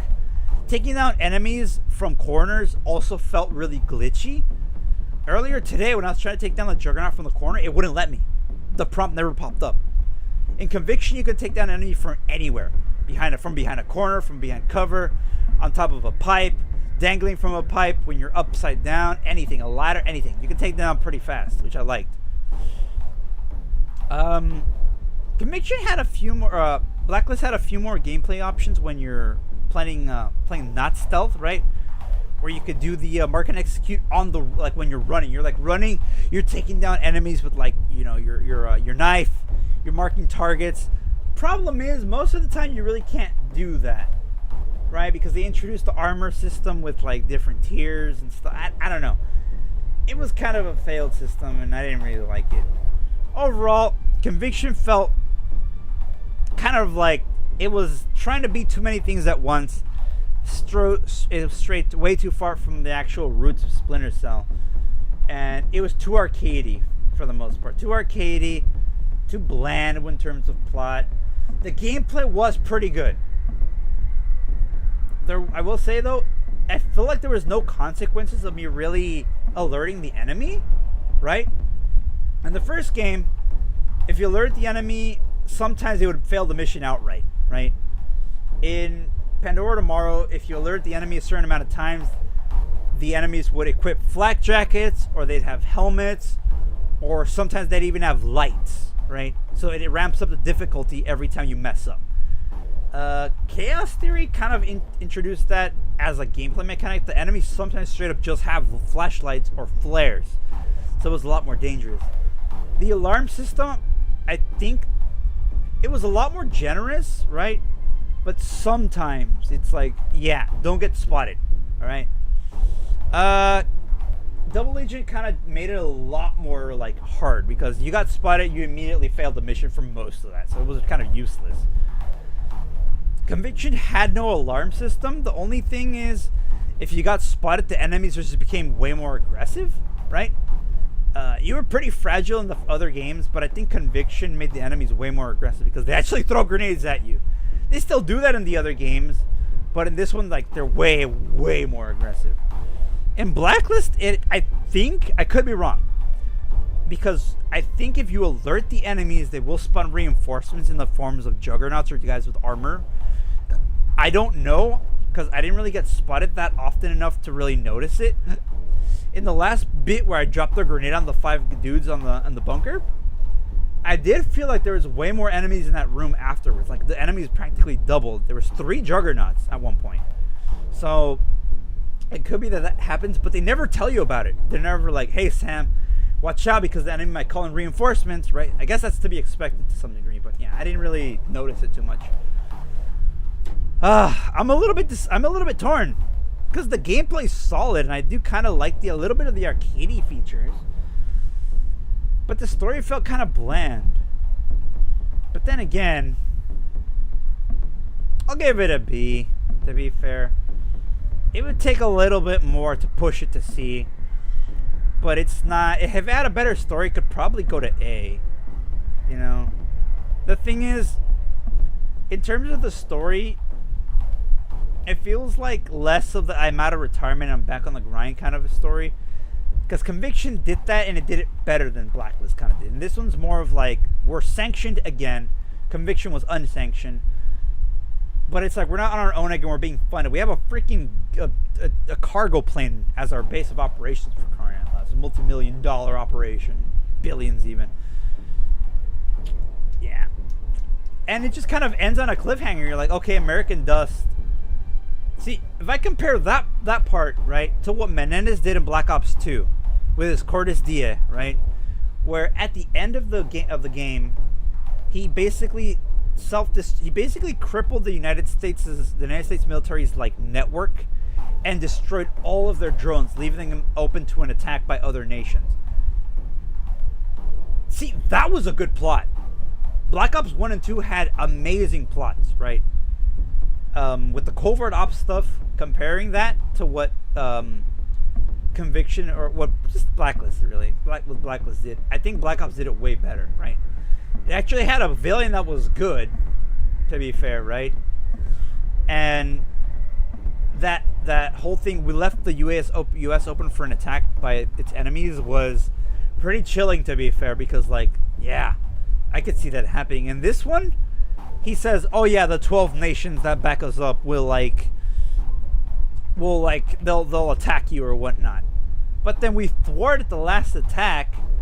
We're really not that vulnerable because we're back up. And from what I've seen from the past 4 years and the past 8 years of presidential administration is that no, I'm not gonna get political, right? It's not a political channel. Everybody knows what I think about certain things, right? But like when the Houthis were attacking us, like, was it last year or earlier this year, right? They thought they were gonna get backed up by some of the other nations. The other nations left them out to dry, and we blasted them out of the water, and we blasted their stupid drones, and then we bombed them without them even knowing what happened. See, that's a realistic outcome, right? If they would have, if somehow, right? Thoughts on Black Ops 7? It's gonna bomb, dude. It's gonna bomb. It's definitely gonna bomb. I'll get to that after I finish this thought, but like, yeah, the way it ended, it's like, oh, maybe there's gonna be a sequel where something happens, right? No, Ubisoft canned Splinter Cell at Blacklist, right? They've had Sam Fisher come back in, they had him come back as Zero in Rainbow Six Siege as an operator, which is kind of an insult, to be fair. They had Sam as a playable character in one of their mobile games. They had, I don't know if it was third or fourth echelon as a faction in their failed hero shooter. I forgot what it was called. Tom Clancy's, I forgot what it was. It sucks that they're using Clancy's name for that too. But they had a faction like that. There is a couple Easter eggs like Splinter Cell Trivision goggles in some of the safe houses in the Division. You can get the Trivision goggles in Wildlands, and I think in Ghost Recon Wildlands. What's the other one? Breakpoint. There is a mission where you actually meet Sam in Wildlands, and it's a pretty cool interaction, right? Bit of a big tease. Other than that, that's where it stopped. However, next month we are getting the Splinter Cell anime that we've all been waiting for this whole time. Michael Ironsides is not voicing Sam though, I think, but I think the person they got sounds pretty good. We'll see. We'll see if they mess it up. I don't know. Might do a watch along. Who knows? But I'm definitely looking forward to that. Well, we can safely say the different administrations handle stuff way differently. That's for sure. Yeah. Really. At the end of the day, though, our military is still pretty strong. If you hit us, we will hit you back, and we will mess you up, regardless of who the heck is the president, regardless of who's the vice president. It's always been the case, right? But yeah. What else was I gonna say? So yeah, so we're expecting the anime comes out next month. I think it comes out on the 16th of next month or the 20th. I'll have to look that up. But yes, be on the lookout for that, because that is gonna be that's gonna decide the fate of the series for sure. It's gonna be on Netflix too, by the way. Let me take a drink real quick. Yep, a Splinter Cell anime. That's right. All right. Now, Gator did ask on thoughts on Black Ops 7. I think it's gonna bomb, right? Because its competition is gonna be obviously Battlefield 6, which is coming back to its roots. It's more grounded and everything, right? Everybody's kind of hyped for it. Even I was kind of hyped for it. So it has that as competition. Now, if you consider how much of a downfall it's been going in terms of monetization, cheaters, the developers not really handling the game well, the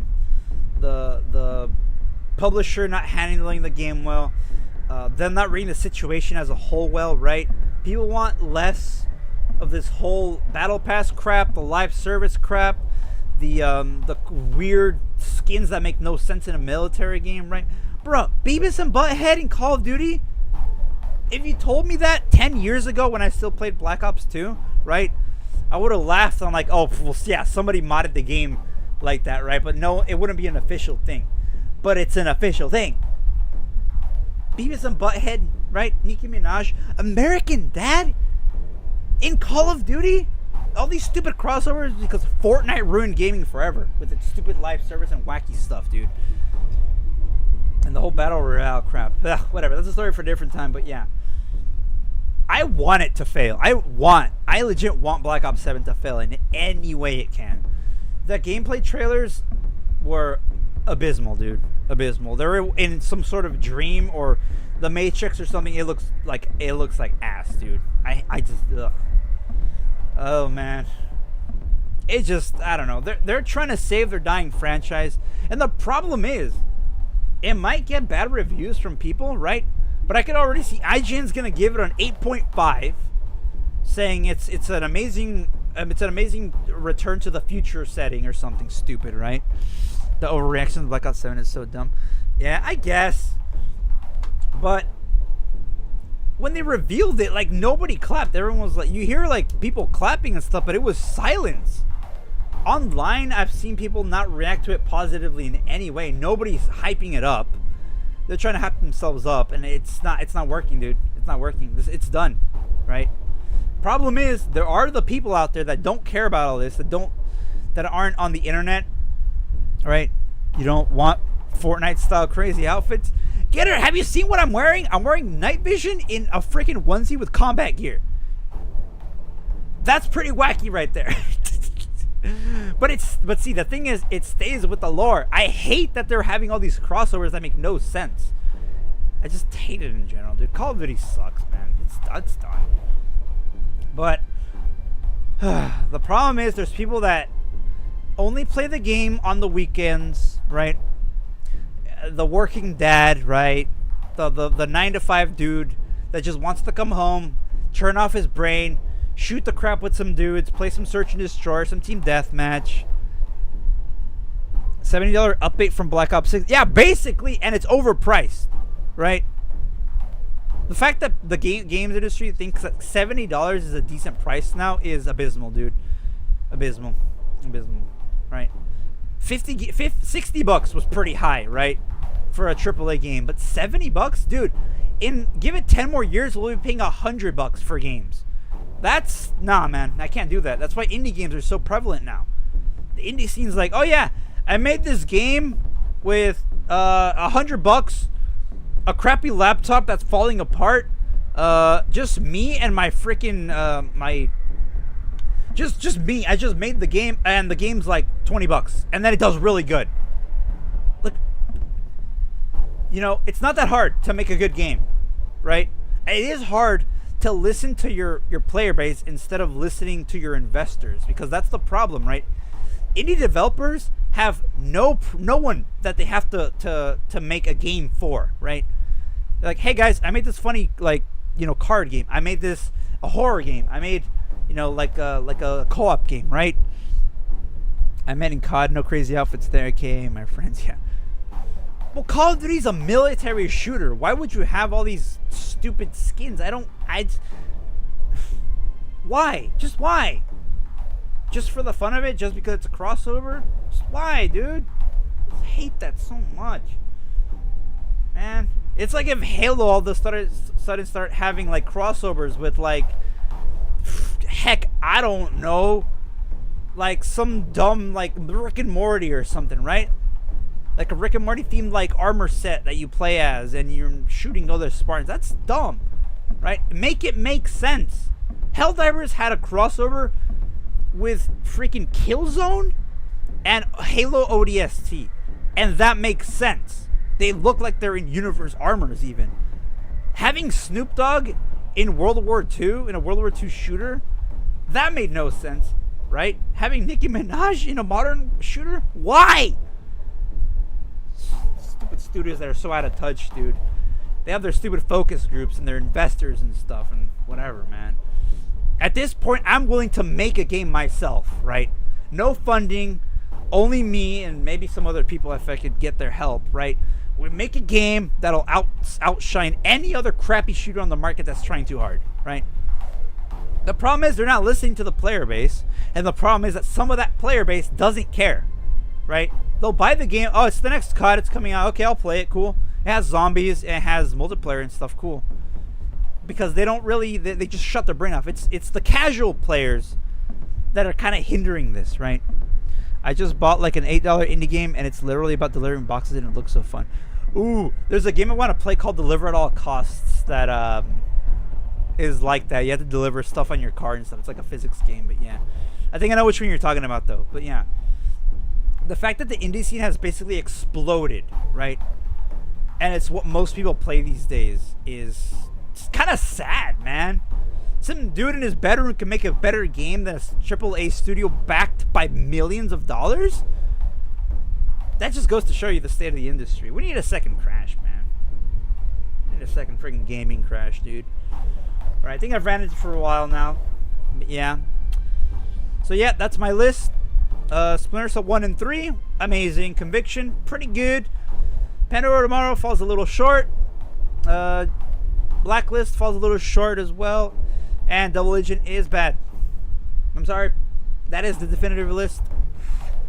But yeah. I think that's it. So that's still September. That's all the Splinter Cell games. Dang. Wow. Gotta have Snoop Dogg, Double D, Double G in all games. Made no sense. It's a weird crossover. Wow. So this is kind of an accomplishment for me. By the way, I finished all the Splinter Cell games in order over the course of the last 6 years, right? I think they're a little bit more spread out because we did Sniper September and a few, but yeah. It's called Easy Delivery Company. Oh, I think I know what you're talking about. Yeah. Yeah, I think I saw that one. But yeah, this franchise is really near and dear to my heart. This is what got me to love stealth games a lot, and what kind of set like the standard for me for stealth games. Really, if it's not on par or better than the first 3 Splinter Cells, then it's not a good like stealth game, right? Like the only other stealth game that's really on par with this is Dishonored and Metal Gear. Those are the only stealth games that are like as good as Splinter Cell. Those are like the top 3 stealth games in my opinion. But yeah, so yeah, that'll do it for now. I don't know what I'll play next time for next month, but we'll leave it here. So for now, thank you for watching. You're all fantastic. This has been Stealth September. It'll be over for now, and I'll see you next stream.